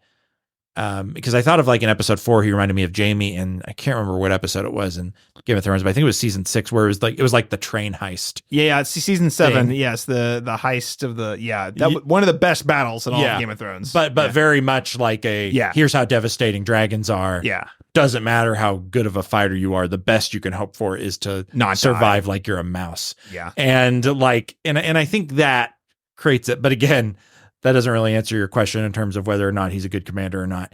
And to me, I'm like, I think he's good enough to kind of survive and throw Rhaenyra's army off balance a little bit. But I don't think he's like, I think he's getting very lucky right now. Everything has been kind of luck for Sir Kristen Cole. I still think it's to be determined. I think this was I think the strategy to draw Rhaenyra out was very smart, but that was a tag team effort with Aemond. Yes. Who I think deserves some of the credit there. Well, we'll get back to the big old dragon battle at Rook's Rest here in a moment, but before we do, let's talk about the Blacks, Team Rhaenyra. So, I want to hone in on Daemon's storyline first, where he goes rogue-ish. It's pretty much what he does all the time anyway, I guess. Mm-hmm.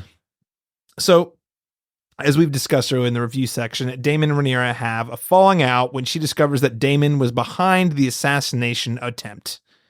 And she's like, what did you say exactly? The same question we had, because if you go back to episode 1, it was unclear what he told the guys. Yeah. And they still leave it a little ambiguous. He's like, well, I said we want to kill Aemond. And then she's like, and if they didn't get Aemond? He's like, he didn't really tell her what he said. So it's just, then it's like, well, not only did you hire assassins to do this thing without my knowing, you also gave them bad directions that led to complete unnecessary violence that has actually set me back. So she accuses him. This leads to a blowout marriage fight where she accuses him of marrying her to cling to what he had lost, i.e. the throne. And she says that she can no longer trust him. So I want to dig in and unpack this a little bit. Why are these two characters still at such odds despite being on the same side and married? Daniel Stoll. Yeah, I think that, I I particularly this scene is the one I was highlighting earlier, where I really loved the scene. I think the performances are pretty stellar in this moment. Um, I think it really comes down to Daemon, where it all goes back even to the stuff that we saw in season 1, where he first feels like his brother Viserys doesn't really see him, like almost sees him as like a failure, or like maybe not inconvenience isn't the right word, but like Viserys looks down upon Daemon in a lot of ways, and that is one of the reasons he decides to take the heir away from him, because Daemon was originally supposed to was Viserys' heir if something were to happen, because he didn't have any sons, and that's when Viserys makes that choice to make Rhaenyra the heir instead. So there is probably just some resentment there for that, because Viserys took that away from him and gave it to Rhaenyra. But also I think Daemon really wants to be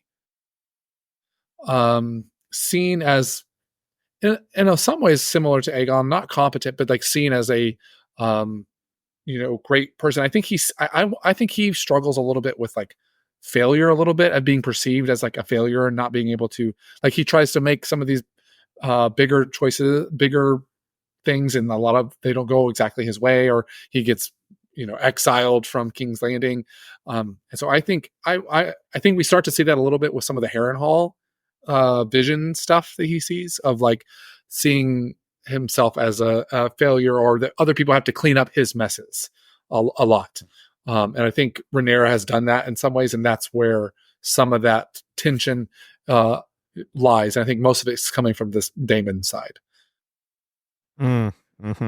Classic small dick syndrome, man. Yeah. Daniel Bokemper, any thoughts? Yeah, I think the key difference is Rhaenyra has a decent sense of empathy, and I'm not going to say Daemon is utterly unempathetic. I don't think that's true, but he definitely lacks the empathy, and he even expresses it, of the reason he's like, this is why and again, it's speaking to what Daniel's saying, in that he is so obsessed with his own failure, and he cannot let what Viserys supposedly had over him, even when Viserys is just dead, completely, in that he felt Viserys's, again, similar to Aegon in a lot of ways, that Viserys's, what he perceived as inaction was weakness. He wasn't willing to kill people. He wasn't willing to sacrifice the human capital to secure your power and expand your empire, or whatever that may be. Whereas I don't think Rhaenyra doesn't want, Daemon also doesn't care if he's feared. He seems to kind of like that, because he misinterprets that as respect. And again, whereas Rhaenyra is not interested in the people fearing her of Westeros, she just wants what she was entitled to.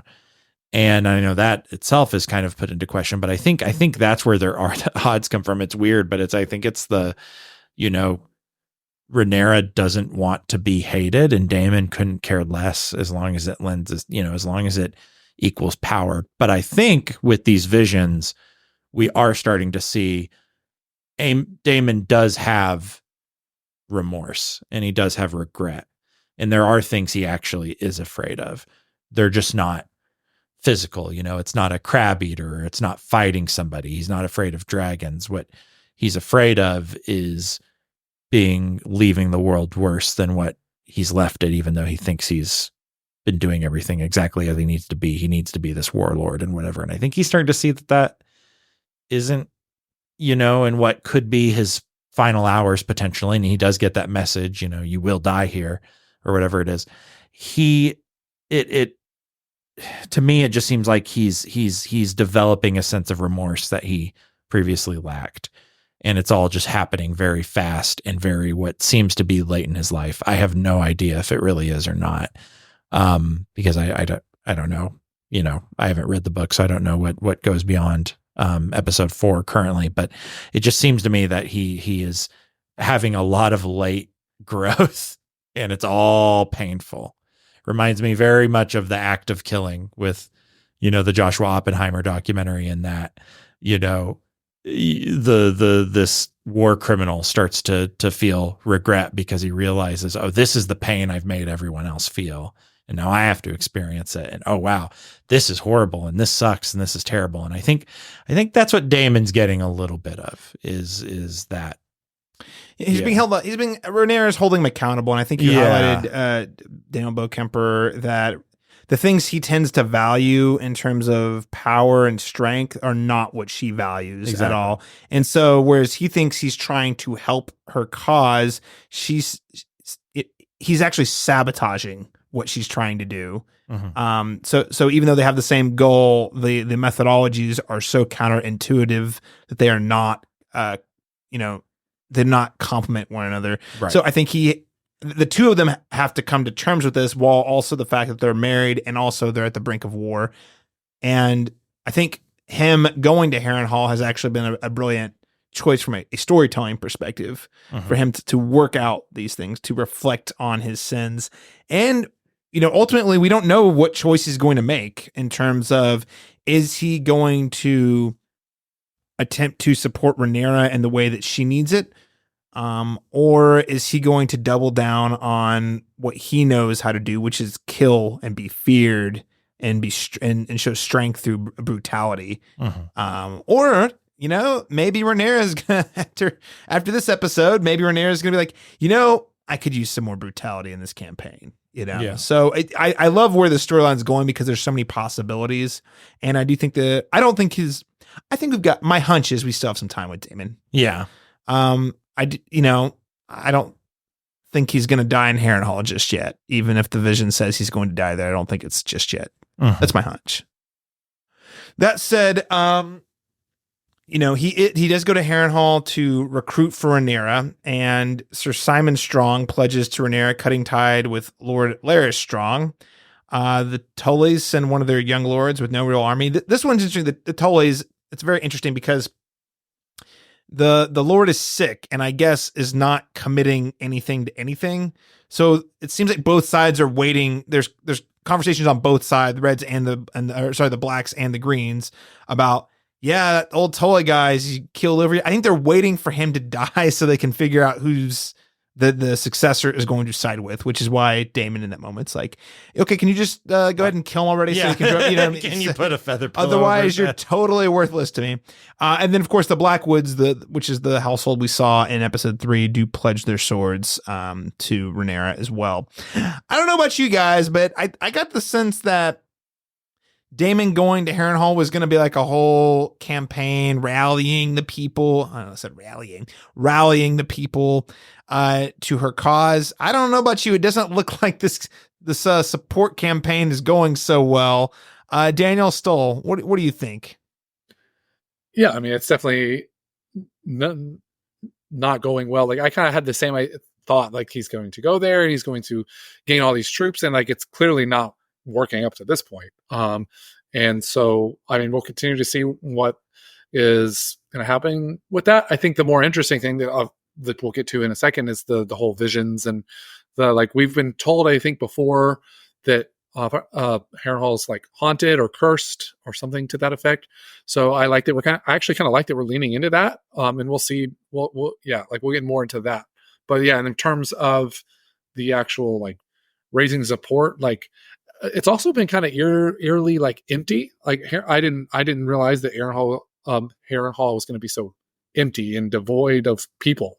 So I wonder, that was like not a great, if he was going to get all these people, like doesn't seem like there's a ton of people there for him to like, physically in Harrenhal. I know like, the outer regions or whatever. He can gain support from, but yeah, not a great start for Daemon and this quest that he's on. But I like how you point out the physical location, because it's as a huge castle that is haunted. No one wants to go there. So visually, it just underscores how alone they are, because it's such a big open building where you can see just a handful of people who are showing up, which makes it feel like extra hopeless. Daniel Bokemper, what do you think? Yeah, no, I think it's very telling when you see what's Daemon's dragon's name? Caraxes, yeah. Caraxes, when it lands, and it's just this like relatively, I mean, it's a big dragon, but it's like relatively small compared to the rest of Harrenhal. And like, I think it's kind of, again, shows how much Daemon's influence. And I love that sequence when he walks in to meet Sir Simon Strong, and he's like, I immediately pledge my fealty to you. And like, it's like, it was just about who got there first, really. Yeah, I think so. And and to me, yeah, and by extension, not particularly useful. Now, I do think by the end of this season, there's probably going to be some unity, and Daemon is going to do what he needs to do to rally some actual meaningful force behind Rhaenyra. But yeah, as of right now, it doesn't look good. It looks like these are a bunch of people who, we mentioned this earlier, and I think, again, the opener to episode 3, I believe, speaks to this pretty well, in that these people are all just feuding heavily already. Mm-hmm. They're not particularly united. They don't care that much about Greater Westeros. Like, they've got, like they've got land feuds to figure out and things like that. And so, yeah. And I think it's like, actually, like, Daemon is kind of real. It's almost one of those humble things. We talk about how the actions of the royals have huge implications on the small folk, but I think there's also a sense of apathy from the small folk that Daemon is now realizing is like very real and is actually going to hurt their chances right now. And I just really like that we're seeing him have to, like, kind of be an actual king. Like, he actually for once can't be a warrior. He actually does have to do a little bit of diplomacy. And you don't see Daemon. We haven't seen Daemon in that position yet. And yeah, it's funny when he's like talking with the grandson of the Tully, and yeah, he's like, he is my grandsire. I would never kill it. And he's like, oh, so I guess you can't just kill people to advance causes now. And I don't know. I just think it's kind of funny that Daemon's being forced with that. And at the same time, we're starting to see Daemon become a little physically compromised, both compounded by the visions, and then, what else is going on with him? We'll probably talk about it here in a few seconds. But yeah, I think it's interesting, but as far as how it bodes for Rhaenyra's campaign right now, not good. But I get the vibe Daemon is gonna get some influence behind them, and he and Rhaenyra will probably reconcile in some way. Yeah. So let's talk about these visions. So upon arriving at Harrenhal, Daemon begins to have these nightmarish dreams. This is in episodes 3 and 4. First one is he stumbles upon a young Rhaenyra who's sewing Jaehaerys's head back on. Nice to see Millie Alcock returning to the role of Rhaenyra. She was great last season. Love to see her here. He then finds himself in the same vision, and it's not clear. I actually love how these dream sequences are put together, by the way, because everything is super ambiguous. It's like, is some of the stuff's obviously like a vision or a dream, but there's this scene, he snaps out of that vision, and he finds himself standing near a weirwood tree that he'd never been to before, where he encounters a woman who tells him, you will die in this place. And I'm like, is this like a dream within a dream, or did he just wake up in this part of the castle? It's kind of unclear, and I love it. And then the next episode 4, he decapitates young Rhaenyra. And there was really cool in the whole behind the house that dragons built, or whatever, the little mini doc series. They did a comparison, is they flipped the perspective. So I think it's in the very first episode, you see Rhaenyra walking into the throne room and Daemon is on the throne. And they did the exact same shot, but reversed it, where Daemon is walking in and she's on the throne in the dream sequence. He then decapitates her, and later is jumping on. He's following a version of Aemond that also just looks like him with an eye patch, which was kind of interesting. We're going to talk a little bit about the woman, Alice River, in a moment. But what did you guys read on these dreams and visions? Daniel Stoll. Yeah, I think for me, especially the Rhaenyra one, really hinted a little about what Daniel was talking about earlier, about like maybe Daemon growing in some like empathy or being held accountable for his actions, and like they're like, and feeling some sort of emotion about them. But also maybe more than that, for me, is kind of what I was talking about earlier of him. These are like moments of failure for him. Like, he wants to achieve like some sort of like fear. Like I really think Daniel was onto something. He was talking about he wants to be feared in a way, but then these moments of have come back to sort of like be are moments that are like getting it, like these are failures of him. He is not able to achieve his goals. He is not able to move in that direction of wanting of achieving those things. And so these are all just like constant reminders of some of his failures, and he doesn't want to face that or come to terms with that in some way. That is kind of where I was going, what I was interpreting with these visions. But I also think we're either not done with them, or we haven't gotten to see exactly where we're going with them. And so there's still a little bit more to be uncovered in maybe what their true meaning might be. Yeah, he's not, specifically the Rhaenyra one to me stands out of like not being this powerful person that he wants to be or believes that he is. Like other people are having to deal with the stuff that he has to do, and he's just sort of he's been able to ignore them or avoid them so far. Daniel Bowkemper? Yeah, I think yeah, absolutely. And at the same time too, I think especially the scene where he decapitates young Dream Rhaenyra in the throne room, it's like his ability, the thing he's best at, which is killing folks and, violence in general, doesn't work here in this place. And it doesn't work in this concept because he decapitates Rhaenyra, and then her decapitated head berates him a little bit more.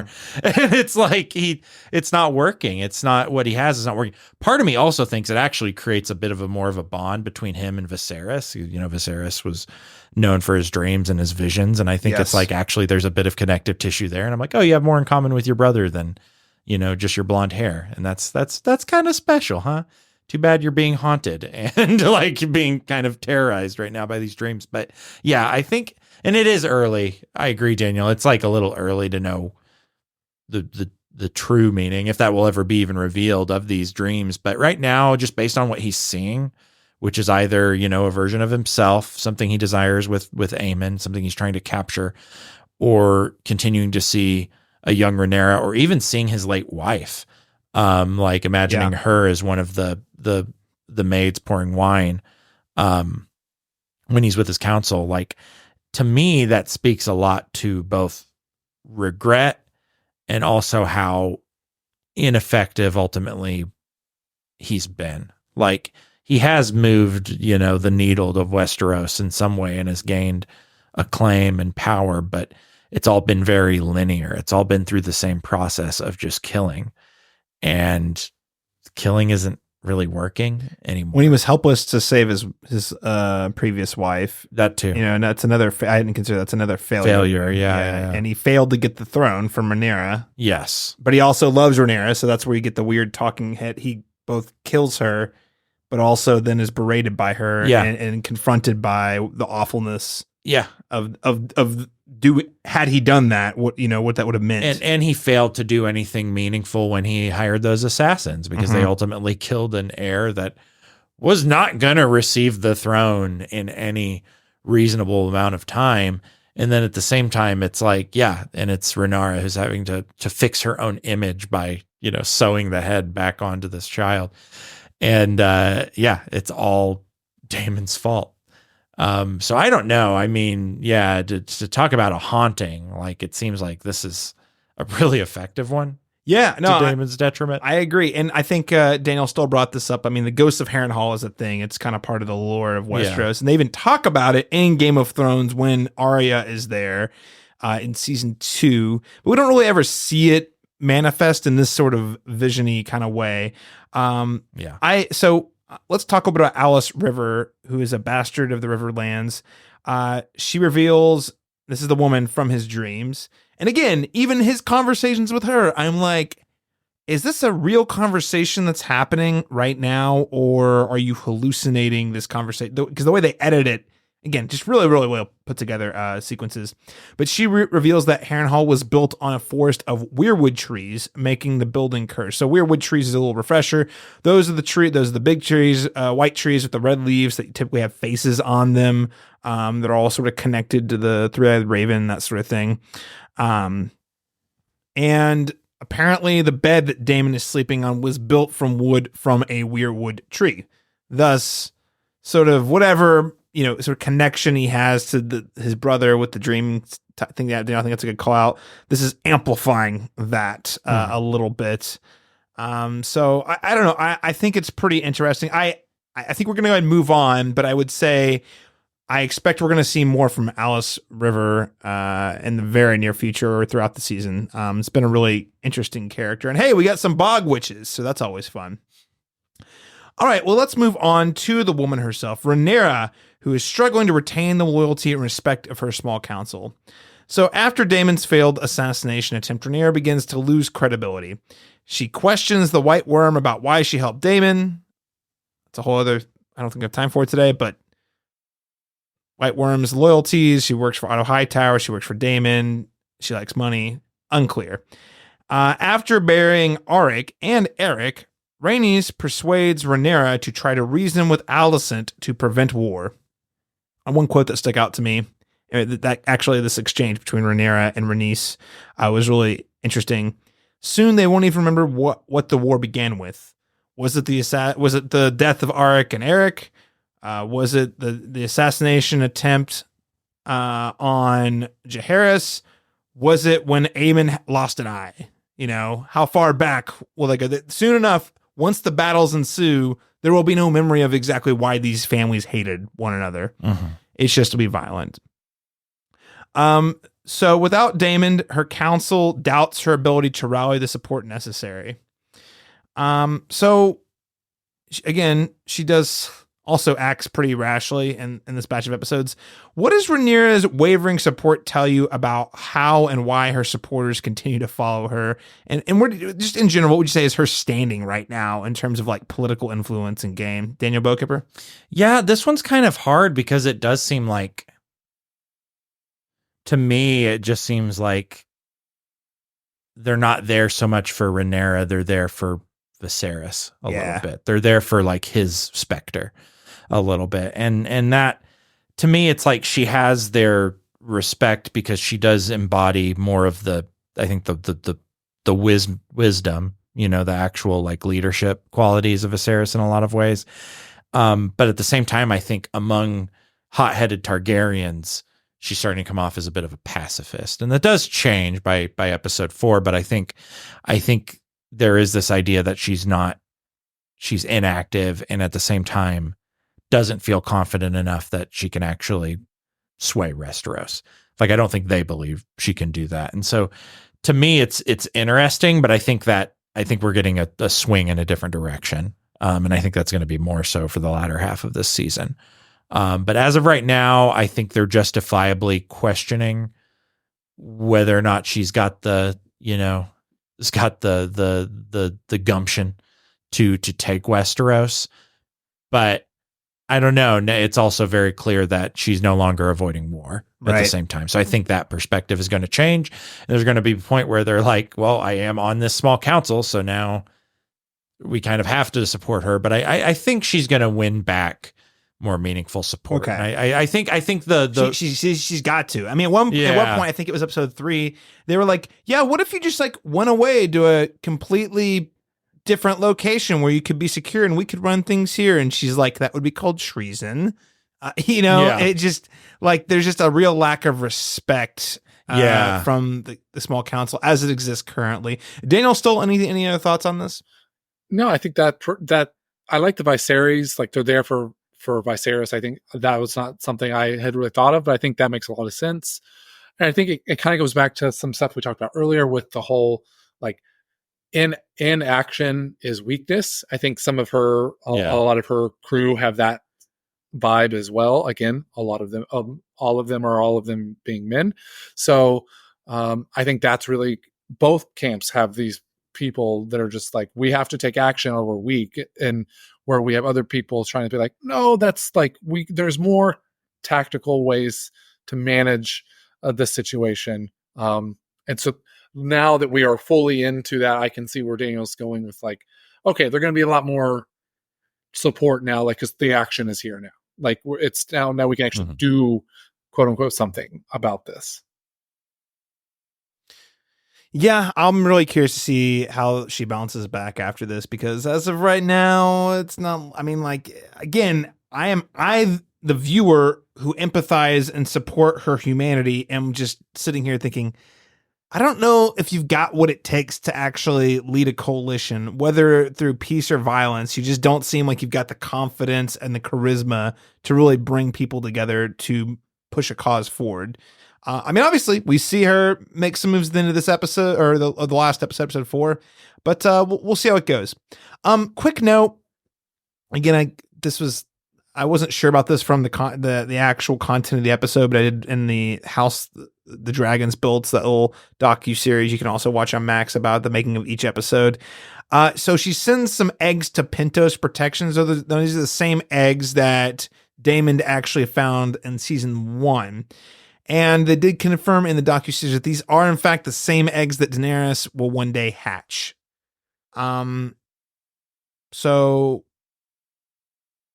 I don't know about you guys. I thought this whole sequence kind of played like fan service a little bit. Yeah. I didn't really. This is like where you get into the prequel type stuff that I really don't like, where it's like, oh man, where did those eggs came from? Oh, Daemon found them. And okay. And then the whole scene is really just about them shipping the eggs off as sort of like a insurance policy, preservation. Yeah. Which kind of makes sense, but the whole sequence felt kind of unnecessary in terms of the plot of the episode.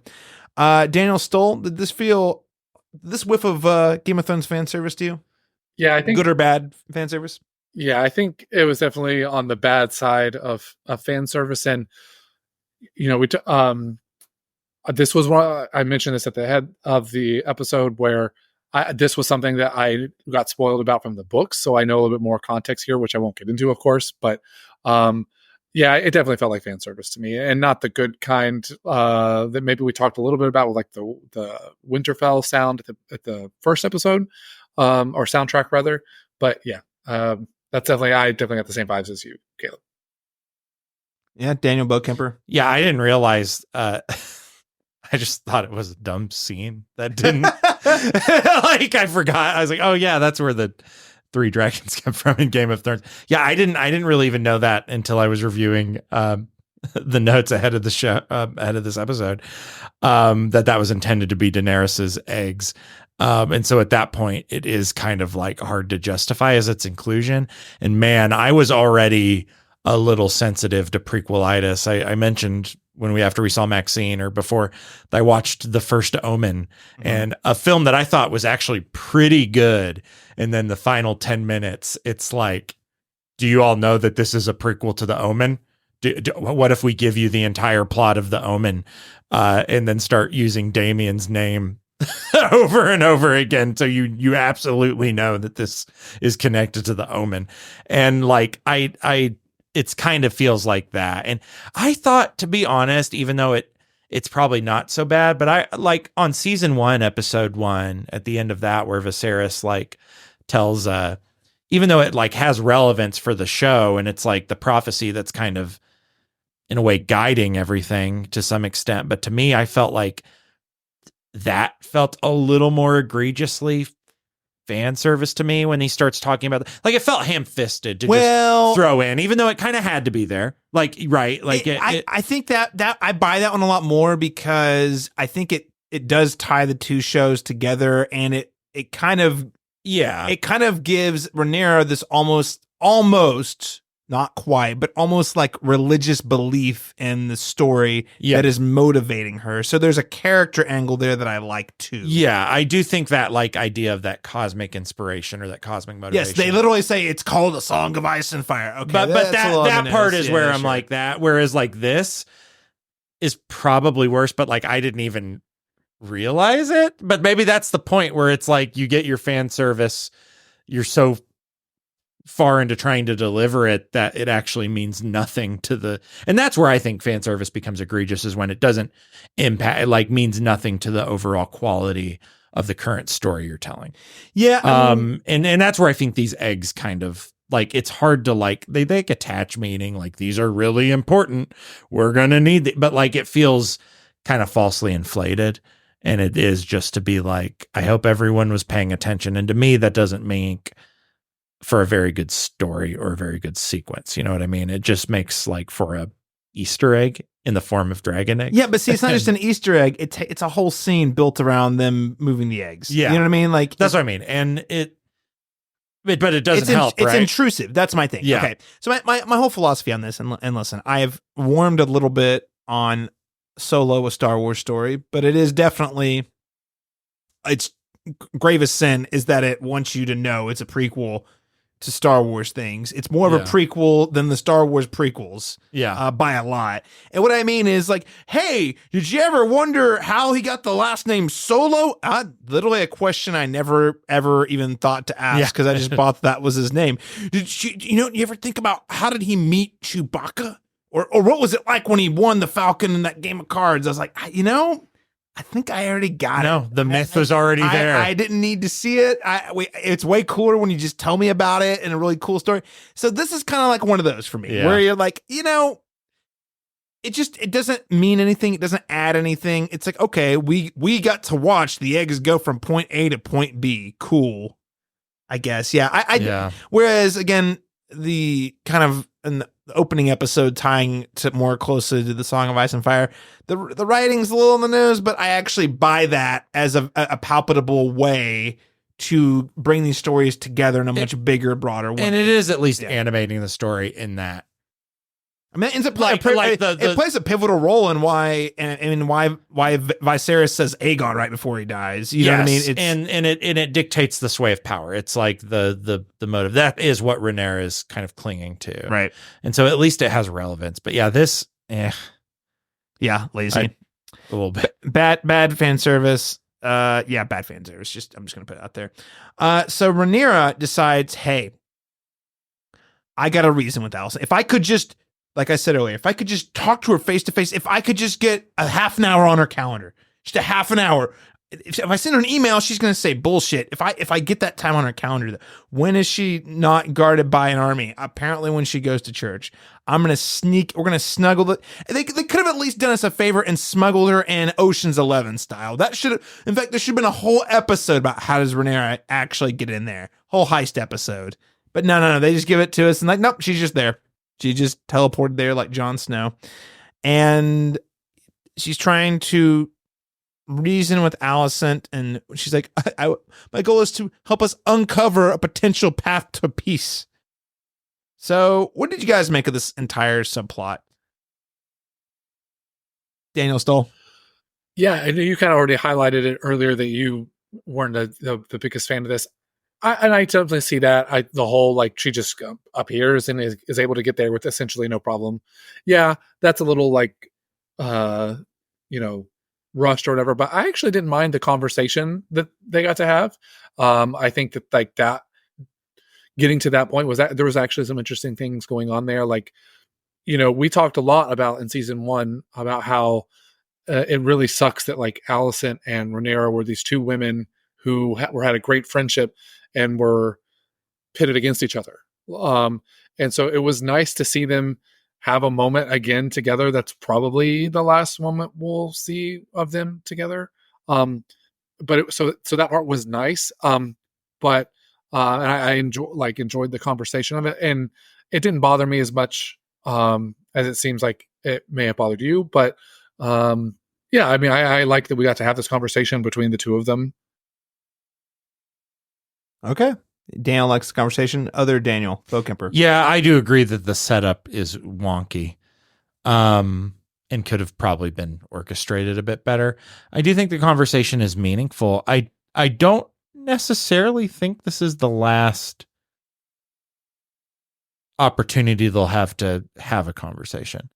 I think there may be, it might not be this season, but I suspect there is going to be like a parallel scene perhaps later where Alicent may be the one, because in this case it's Rhaenyra really pleading with Alicent, right? Yeah.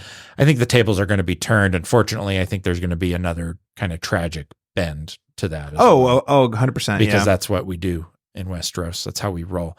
And I don't know. So I think the scene is interesting, but I can't help but feel like there's a second half to this conversation that's yet to be seen that I'm a little more excited about, even though I think it's going to end poorly, but it's also going to be Because in this form, it seemed like Alicent was a little bit more of the stubborn, we're not talking. We're not going to have this conversation. I still care enough about you. There was no mistake. Yes. And I still care enough about you that I do not want you to die here. But I definitely I'm definitely sticking to my guns, even though I'll later have a conversation with Larys in which I'm like, who cares what Viserys said, which is funny to me that she was so gung ho or very, very stern in that conversation with Rhaenyra to later just be at the end of the day, he was an old dying dude that a lot of what is his meaning, his intent died with him. And yeah, so I don't know. But I do think there is going to be it feels like one of those scenes where it's missing its companion, and that we'll probably get that later. Maybe not this season. But I'm excited for it. I'm excited to talk about both those scenes in unison. If we do get that scene, in fact, I could be completely wrong, but I feel like they're going to talk again. No, I think you're right. Yeah. I think they're absolutely going to talk again, except for next time there's going to have probably been quite a bit of death on both sides. Yes. Yeah. Good call. I like that. I've already spoken my piece on this. So we have, running along naturally, but really quickly, I don't want to dwell on this too much, but we did talk a bit about the plight of the small folk. And there's several examples. We could get into any one of them, but I would just say in general, what is you guys' read on this season's focus on the citizens of Westeros? Why does this stick out to you? What makes this more compelling? Daniel Stoll? Yeah, I've loved having the perspective of the small folk. I think Daniel said earlier that House of Dragon seems to put a little bit more focus on that than maybe Game of Thrones did, and I've enjoyed that.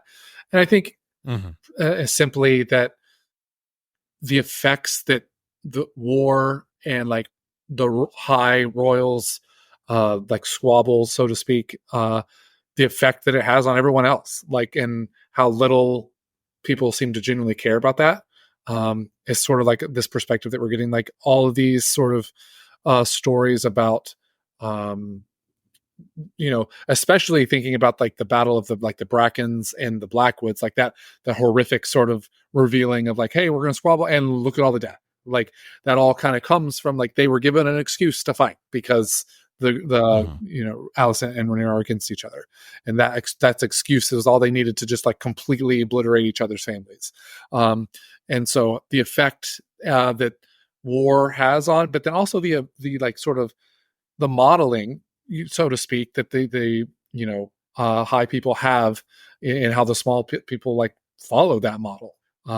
So I think that is sort of what my read has been on the small folk focus this season. Dan Bokipper, anything to add?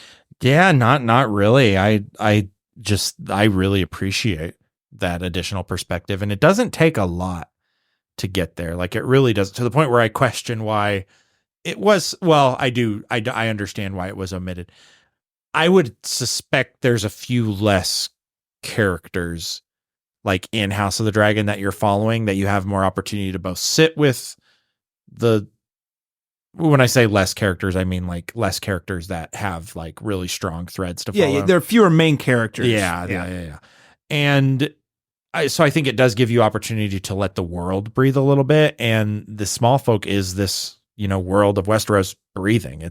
You seeing it come to life and seeing its effect. And it focuses a lot. We mentioned already with the rat catchers wailing. You also have Sylvie, who Aemon, recurringly kind of sleeps with, but I think I get the vibe. It's mostly a comfort. It's mostly just saying he needs to be comforted. And I think it's, her reiterating that, the royals don't really pay attention to the plight of the small folk, or they don't realize how much their actions affect them. But House of the Dragon is showing that. And I just think it makes it a lot better. And it's just, maybe this is a superficial statement, but I think it gives you better world building. It makes me feel a little more connected to the world, and it makes me feel like the stakes kind of matter. You feel it that much more. And I think there's really only a few sequences in Game of Thrones, and they're almost too fast to really fully comprehend. The one I can think of is when Arya is running amid the people of King's Landing while Daenerys's dragon is just wrecking the place. And I think it's kind of that, like, those are the few sequences where you see like, oh, this is the cost of this destruction, and this is the total. But House of the Dragon seems to make a point to show that in almost every episode, especially in season 2. Mm-hmm. So I don't know. I would say it's good. Is it going to say anything more than these actions of a few people have a lot of consequences for a ton of people? Probably not, but it doesn't need to. Like, that's kind of a powerful message in of itself. And as long as it maintains that, I think I'm going to continue to be compelled by, the kind of the vibrancy of life that you see in this world.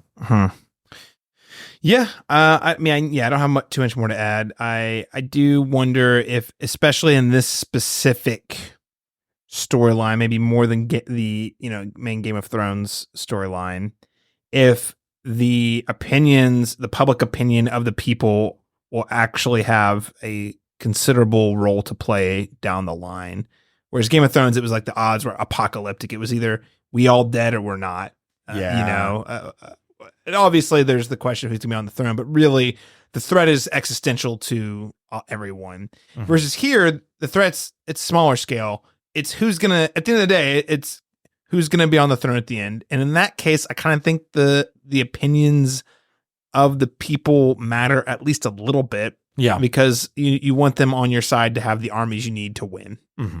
But regardless, let's move on to the battle at Rook's Rest. This is the climax. We had this entire 3-episode arc. You've been listening to this podcast for over 2 hours to hear us talk about them dragon battles.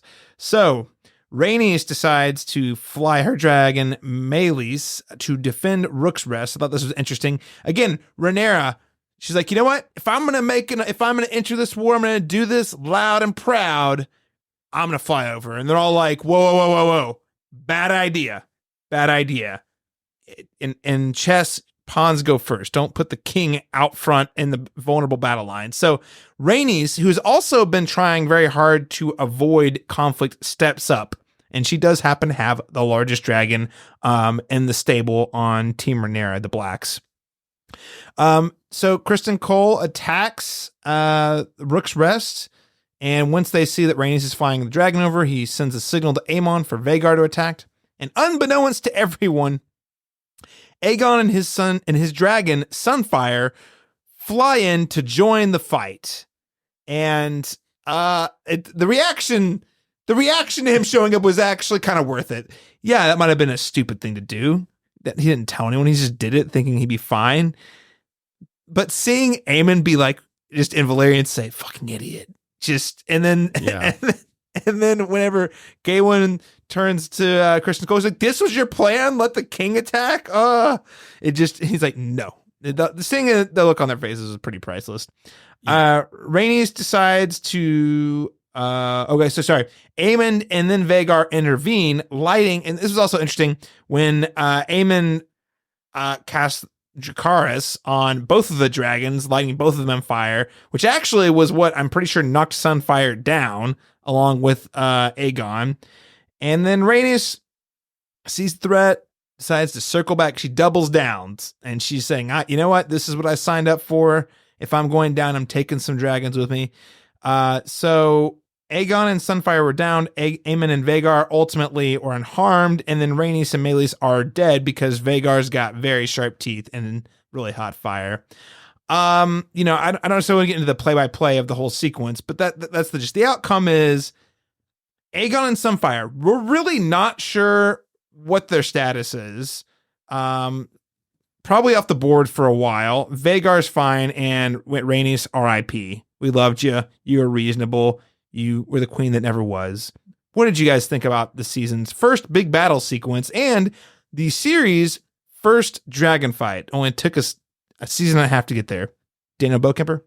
Yeah, so I thought it was pretty cool. I love a good dragon fight, not dog fight, but I think it's kind of tragic. I mean, when you have Meleys, like, while Meleys is being choked, suffocated to death by Vhagar, turning to Rhaenys and just the pain, them staring at each other while they know they're about to plummet to their deaths, is kind of tragic.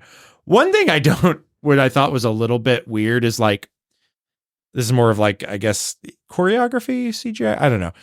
When the dragons start to fight each other, man, it looks like Rhaenys's dragon just like chomps directly on Aegon multiple times. Like the way it's shot, which I'm like, that's a valid tactic. Like you jump on the back of the dragon with your dragon and then immediately eat the rider. I thought that's what happened, but I'm like, they're not drawing enough attention to it.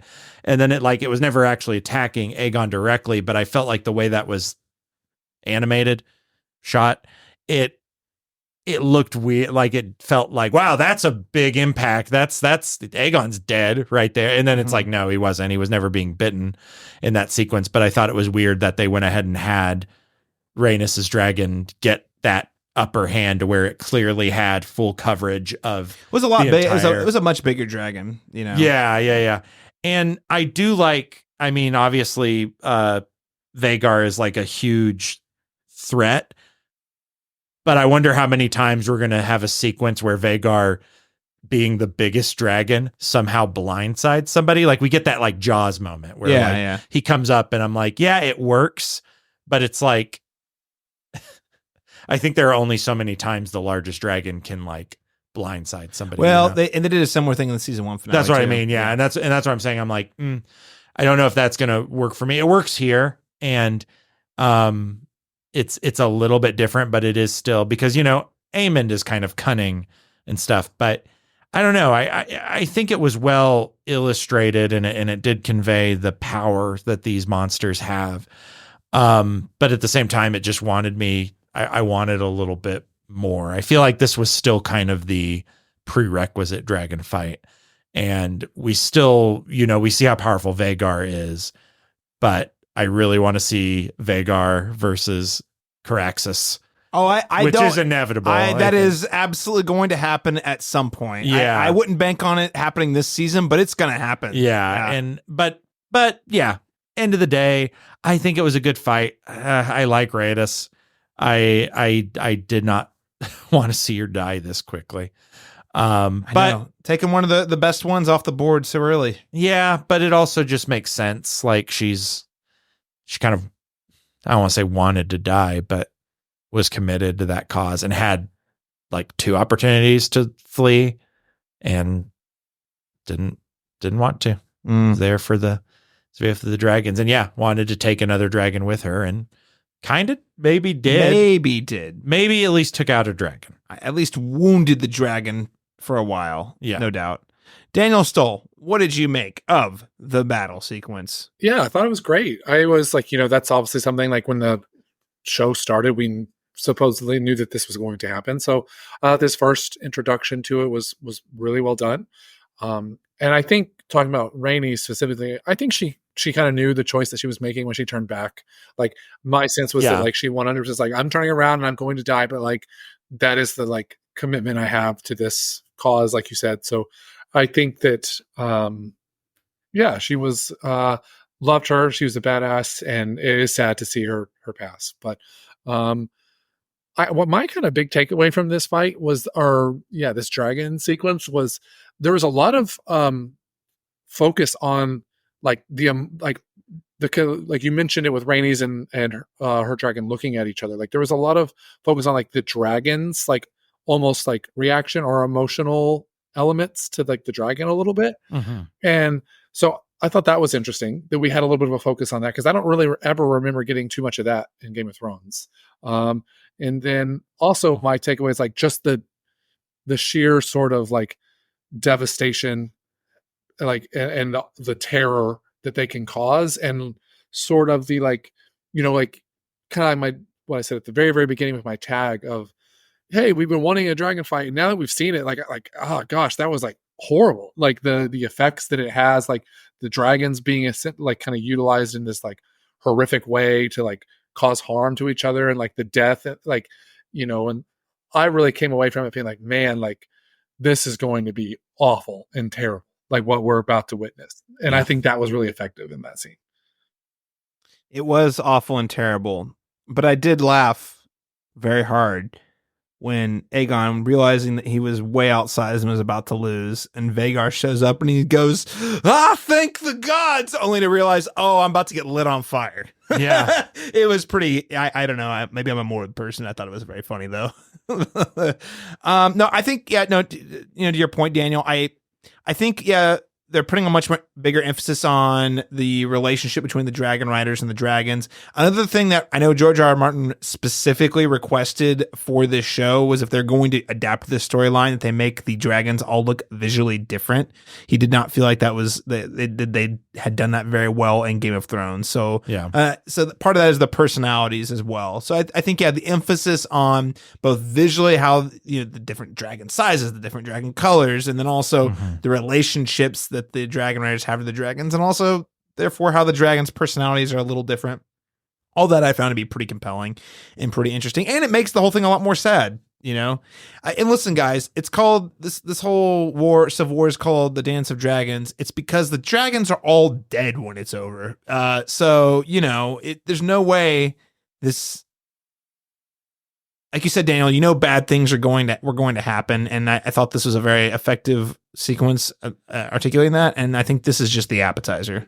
Yeah. So more to come there.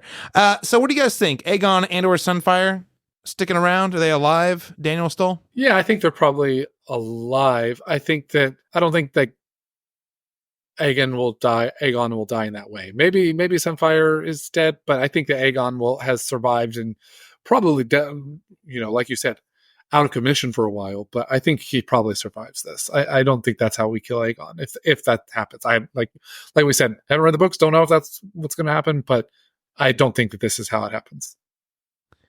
Do you think he's going to be Harvey Dent and be found flipping a coin in the next episode, trying to figure out how to make sense of what happened? His face is half lit on fire. Daniel Bokemper, what do you think about the fate of Aegon? Yeah, I think Sunfire, if I had to guess, is mortally wounded. I think that dragon is basically dead. But I don't know. Aegon, I actually think this is going to help Aegon a lot. I think he might end up being a little bit deified or lionized. Yeah. This is what's going to legitimize his rule is he went to battle. He flew and charged first into battle. He charged into battle, and despite getting downed by a dragon, he lived. I think it's actually going to be a net positive for him in the short term. I don't know about the long term, but I have a feeling it's going to it's gonna help legitimize Aegon a little bit. Not not by anything he did that was smart, but it's all gonna go to his head, and he is gonna be briefly celebrated, and then he's probably gonna die for real not long from now. I don't know, maybe not. Initially I thought he was toast for sure. That's what I mean, though. When Rhaenys attacked him, her dragon's just attacking right where the saddle is. And also, do you like how when you see his dragon fall and hit the ground, it's a freaking explosion goes that off? Too. It's just this guy is probably not all right. But the fact that they didn't show the body at the end of the episode clearly, me and my wife, they showed a clip of it. You see it for the briefest glimpse, and me and my wife actually rewatched it 5 times because we were is he done? I'm the fact that they didn't come out and say he's dead tells me he's probably alive. His body was pretty pristine. Yeah. So he must have been. The dragon must have shielded him. Yeah. Damn it, Sunfire. Stupid dragon. Why? Why you got to protect that guy? Yeah. All right. Well, gentlemen, very lengthy recap. We had 3 episodes to cover. Let's wrap up as we always do. As a returning segment this year, we are going to name a winner, a loser, and a wild card player, along with any special awards you might have for this episode, or rather this group of episodes. So who are you naming this week's winner? Daniel Stoll. For the winner, I got Aemond. I think, he won, is the most successful in this battle. And then 2, also, I looked like he kind of almost, didn't care to hit Aegon on the way out, or on the way, on his way down on that, in that battle. So also maybe put Aegon out of commission, which I think gives him more power. So for me, it's Aemond. Okay. Daniel Bokemper. Yeah, I actually listed Aemond as well. He's continuing his ascent. I think Sir Criston Cole is a close second because he's also assumed a lot of power, becoming the hand of the king to a inept king, which basically makes you damn near the king in a lot of ways, I feel like. So I mean, clearly he was able to pull off this whole top secret operation without telling the king. yeah, and then Aegon's going to be just cool with it. He doesn't because he also doesn't want to immediately second guess his own decision to make a hand of the king after firing Otto. So it's like he's going to kind of maybe just roll with whatever Cole goes with to an extent, obviously. Or just charge his dragon into battle. Which I think everyone was kind of okay with, honestly. But like, yeah, I would say Aemond definitely emerging from this pod ahead, I think we are all on the same page that Aemond is definitely the winner. I mean, because he proved that he was capable in battle. His strategy, I mean, it was successful for him. His dragon was fine, and they took one off the board with Rhaenys. He almost took two off the board, which in this case, if Aegon were to die, who would the next in line be? So just things to think about. But I think he definitely comes out on top. How about this week's loser? I wonder if we're all on the same page about this one too. Daniel Stoll? I guess it's not actually, because actually Daniel said something earlier about this maybe potentially helping Aegon, but I had Aegon down as the loser, where obviously like he goes into battle and immediately flops and flails and like proves everybody right that he is incompetent and we shouldn't be listening to you. So I think he was my loser of it's going to be hard for him to have any sort of influence after this, especially if he's like, so wounded that he can't really do much. It's going to just put him more in that place. So for me, it's Aegon. I think it's all dependent on what kind of songs they sing about this history. Yeah. It could go either way. I seriously, he could be the fool or he could be heroic, noble, leader. Daniel Bokemper, who's your loser? She isn't really a main character, so I need to pick a proper one, I think, but it's hard to beat dying. So I think Rhaenys is kind of a pretty. I also had Rhaenys down as my loser too, because she's dead. She's dead. And you know what, Valerian or however you say his name, her husband, also, he's just a loser because he doesn't have shit to do on the show. But now his wife's dead, so I really don't know what he's going to do now. No, it doesn't bode well for him.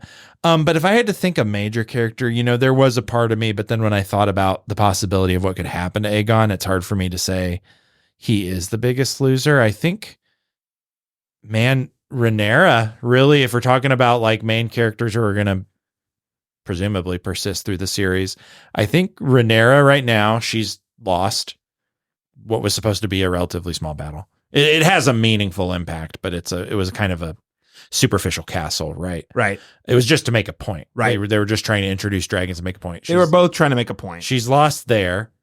And at the same time, it's basically she just initiated the war, which now gives her a little bit of respect among her small council, but to immediately lose, it's like, it's hard to like, you know what I mean? Like it feels like that's a hard bounce back. She will bounce back, I think, but not knowing what will happen, I feel like, Rhaenys dying, number one loser.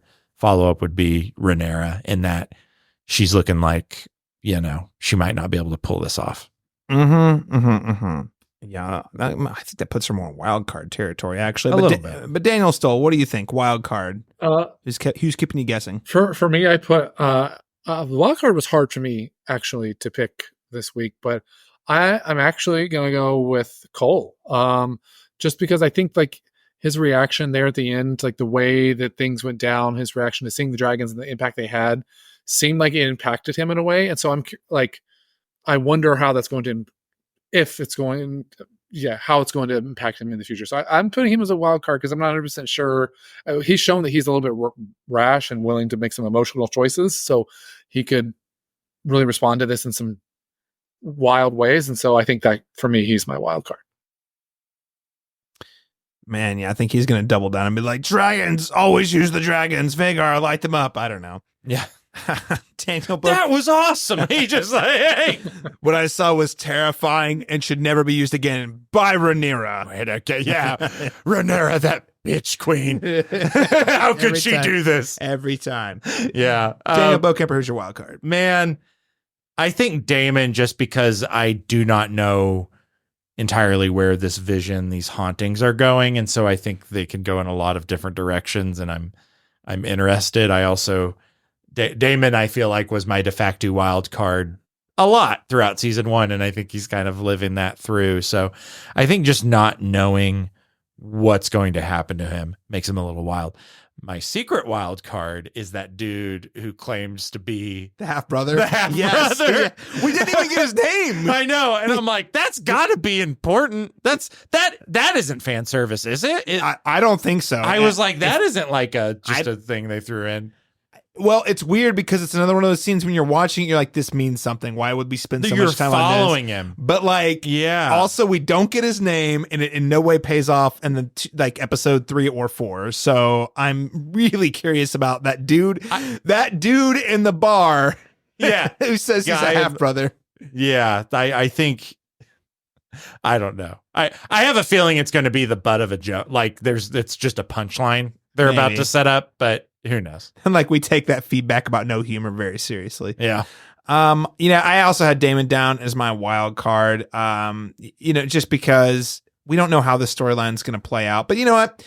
Just for the sake of having a different answer, I'm going to say related. Alice Rivers. Alice River? Yeah. Yeah, she's weird. Witch of the Bog. We have no idea frankly, I don't even know if we know that she's real, number one. Yeah.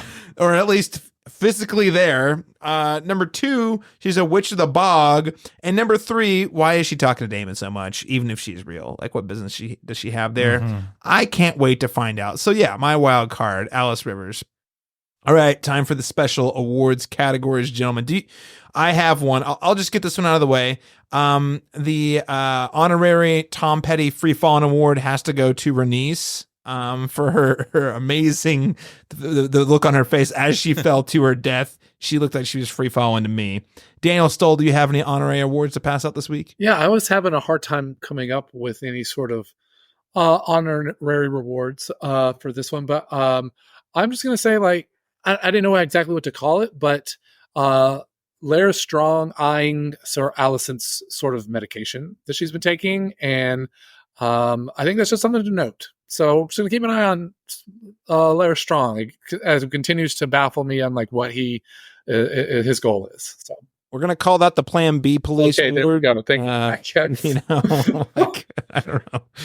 Oh, gosh. Okay, so creepy dudes watching the abortion medication. Daniel Bowkemper, what do you got? Yeah, I talked about it a little bit earlier, but I think this is the award, the fuck did you just say award? Otto staring at Sir Christian Cole for probably like 10 to 15 seconds. It is a long reaction of him just glaring to process what he's just heard. And did what? Yeah, and he's like, this prank? Like, and that's like, and the fact that he calls it a prank. Which it kind of is. Yeah, like, I mean, that's ooh, like the old switcheroo in there. You didn't see this coming. Yeah, no, I think that, yeah, the what the fuck did you just say award so to Otto Hightower. See, that's ironic. My next special was the Who the Fuck Are You award, and I was going to award it to the unnamed dude in the bar, Yeah. who might actually be the most important character in the whole show. Might actually be Aegon. I mean, like, yeah, the real Aegon. Oh my gosh. Yeah, listeners, what special awards would you hand out in this episode? You can let us know by sending us an email at at caspionthewall@live.com or hitting us up on those social media channels. Gentlemen, we went long, but you know what? We were covering 3 whole episodes, and we still have a talk track shorter than the duration of those 3 episodes. Any other thoughts that you'd like to add before we move on to before we wrap up the show? Oh, hey, Caleb, did you notice that the closing credits of each episode have changed slightly when you watch it? If you pay attention, I do. Some of the names are You son of a bitch. That's another special award. I don't skip those. You've been banned from this podcast for skipping the opening credits award. Goes to Daniel Bowkemper. I wear it proudly. But seriously, we need to remove the skip everything button. If it's there, it's because the people want you to watch it, not to skip it. I'll be a good boy and not skip. You know, there's a whole conversation about should you leave the theater before the credits are over. You know, I mean, that's a whole honest conversation there. Well, hey, you know, Dan Bokemper, it's been so great having you back on again this season to cover 3 whole episodes with us. Where can the listeners follow you and the great things you're doing out on the interwebs? Yeah, on Instagram, broken_dandy, but you can find me at flickattack.com and, of course, thecinematropolis.com writing reviews. I believe on Flick Attack, I'll have a review of Maxine up not too long from now. I also have a review of In a Violent Nature. A decent horror film that came out recently. We're getting a lot of horror movies coming out. Probably going to write something about long legs, but I'm thinking it's going to be for not Flick Attack. Yeah. Right. But so just catch me on those websites, worldliteraturettoday.org as well, periodically if you want some book reviews. But yeah, just Google Bo Camper, you'll probably find me. Thanks so much for joining us, Sir Daniel of House Bo Kemper. Your beard continues to be legendary. One of these days we'll have a Daniel beard off because you guys both have immaculate beards. For our audio listeners there, Daniel Stoll, where can the people support you and follow you in the world? Instagram, dstoll91. All right. Very cool. Well, you can find me on all the social media channels, C Masters Talk. That's letter C Masters Talk. Most notably, you can hit me up on Instagram most lately these days, and also Letterboxd in particular if you want to keep up on movie reviews. But otherwise, as I've said, follow us on the Cast Beyond the Wall. Hey, we are hosting these episodes all over at goodtrashmedia.com, by the way. So you can go hit up GTM. All right. Well, thanks so much for tuning into our recap of episodes 2 through 4 of House of the Dragon. Join us again in 2 weeks. Not 3 weeks this time. 2 weeks. That's Wednesday, July 24th, when we continue going beyond the wall. And until then, do what is needed of you. Simply